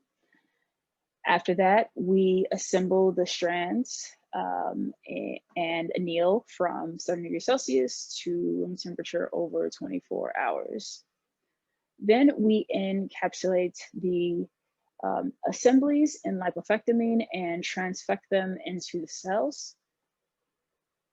Then in the cells, we have our structures with our dicer substrate RNAs that interact with an enzyme that cleaves them for the intercellular release of siRNA. That then associates with the RISC, RNA-inducing silencing complex that participates in gene silencing. So again, I want to stress that particularly for the cellular experiments. This was really led by NIH and UNCC.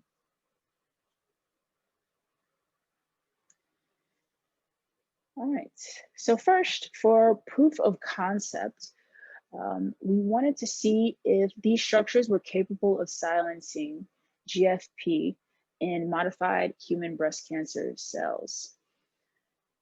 So here we have these fluorescent microscopy images of these cells, our control here. And then we introduced certain concentrations of the GFP disulfide RNA, just the disulfide RNA, the tiles. So here in this case, the sticky ends are removed so they can't form a larger structure. The tiles with the GFP disulfide RNA, and then the lattice, the larger structure with the disulfide RNA. So in all these cases, they're able to silence GFP, the GFP gene. However, in terms of necessary RNA concentration, what we see here are that individual disulfide RNAs are able to silence the best, followed by tiles, and then lastly, lattices requiring greater concentrations. And then next, to demonstrate the therapeutic potential, we silence the PLK1 gene in human prostate cancer cells. So again, silencing this induces cell death. And then next, we performed a cell viability assay, so PC3 viability is the cell line we're working with. And again, we see a sort of a similar trend where the individual disubstrate silences better than the tiles as well as lattices in terms of lower concentration. When you get to higher concentrations, they may be comparable. However, in terms of stability, we performed this experiment here where we took the tiles with the disulfide RNAs and added a fluorophore, as well as the lattices with the disulfide and added a fluorophore. And we placed both of these in human blood serum and then added these to a gel. And we looked at the fluorescence over time, fluorescence as an indication of RNA degradation. And what we found are that lattices are far more stable in human blood serum over time in comparison to tiles that we see here. So we can see this decreasing in fluorescence for the tiles and this fairly stable or much lower rate of decreasing fluorescence for the lattices. And we also see this here for this fluorescence fraction that we have here to map that. So to summarize my graduate work, RNA structures can be built using tile-based assembly methods. We found that the RNA tile assembly is sensitive to nick position as well as intertile distance. We saw that we're able to functionalize these tiles and the ends are fairly robust to add on ligands or other functional motifs, and that we can use these assemblies for scaffolding for delivery of siRNA.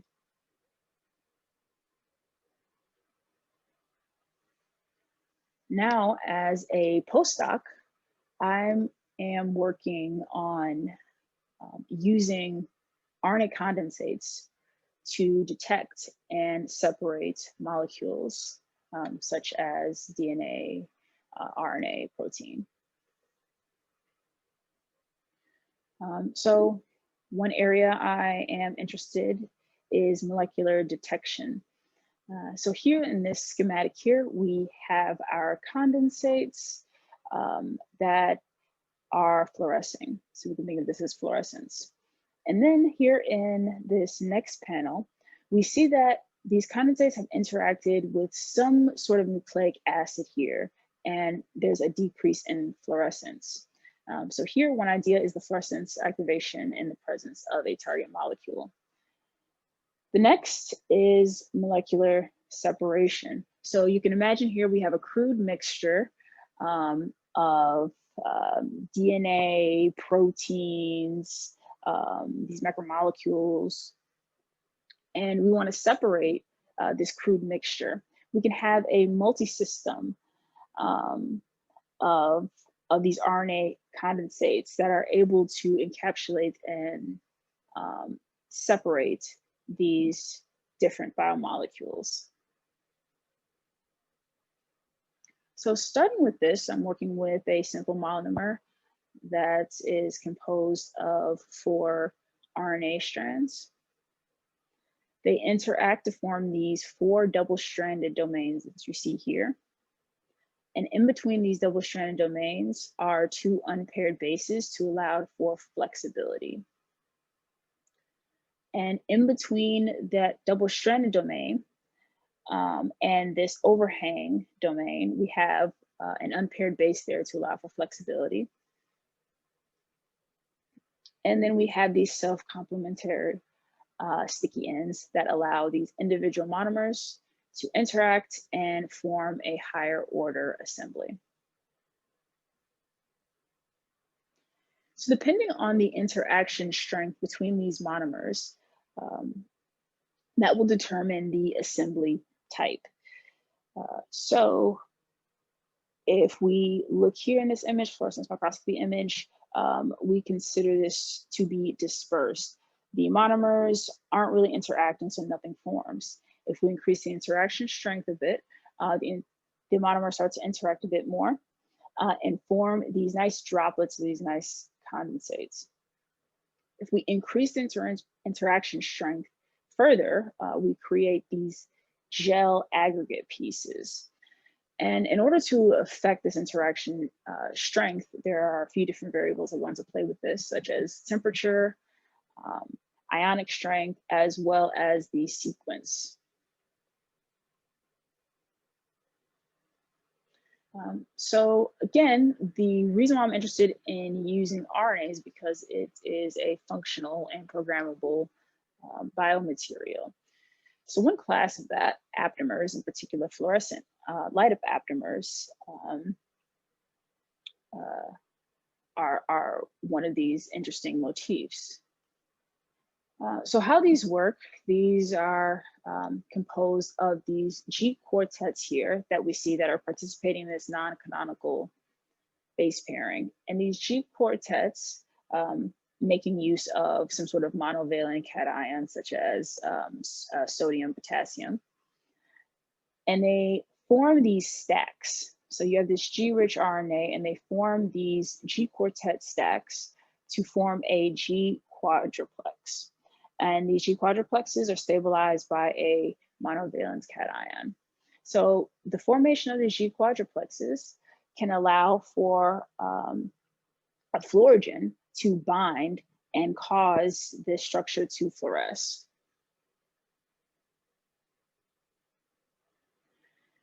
So I've been working with 3 of these fluorescent light up aptamers named corn, orange broccoli, and red broccoli that interact with the fluorogen, DFHO, in order to produce these nice fluorescent samples here. So this data was taken by me in the Rudderman lab. Here we're looking at these samples in a test tube at 302 nanometers UV. And we see this nice yellow, orange, and red fluorescence for corn, orange, broccoli, and the red broccoli aptamers. So I just showed you data from the unmodified design here. So further, we can also modify these monomers with these aptamers. And here I have schematics for these aptamers with the corn aptamer, orange broccoli aptamer, and red broccoli aptamer.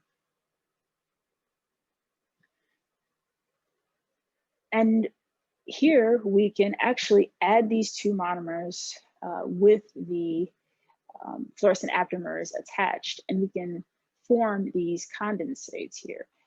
We can form these segregated condensates from these orthogonal monomers. fluorescence microscopy image here in the red, we're looking at condensates that are formed by monomers with the red broccoli aptamer, and in yellow, we're looking at condensates formed by the monomers with the corn aptamer.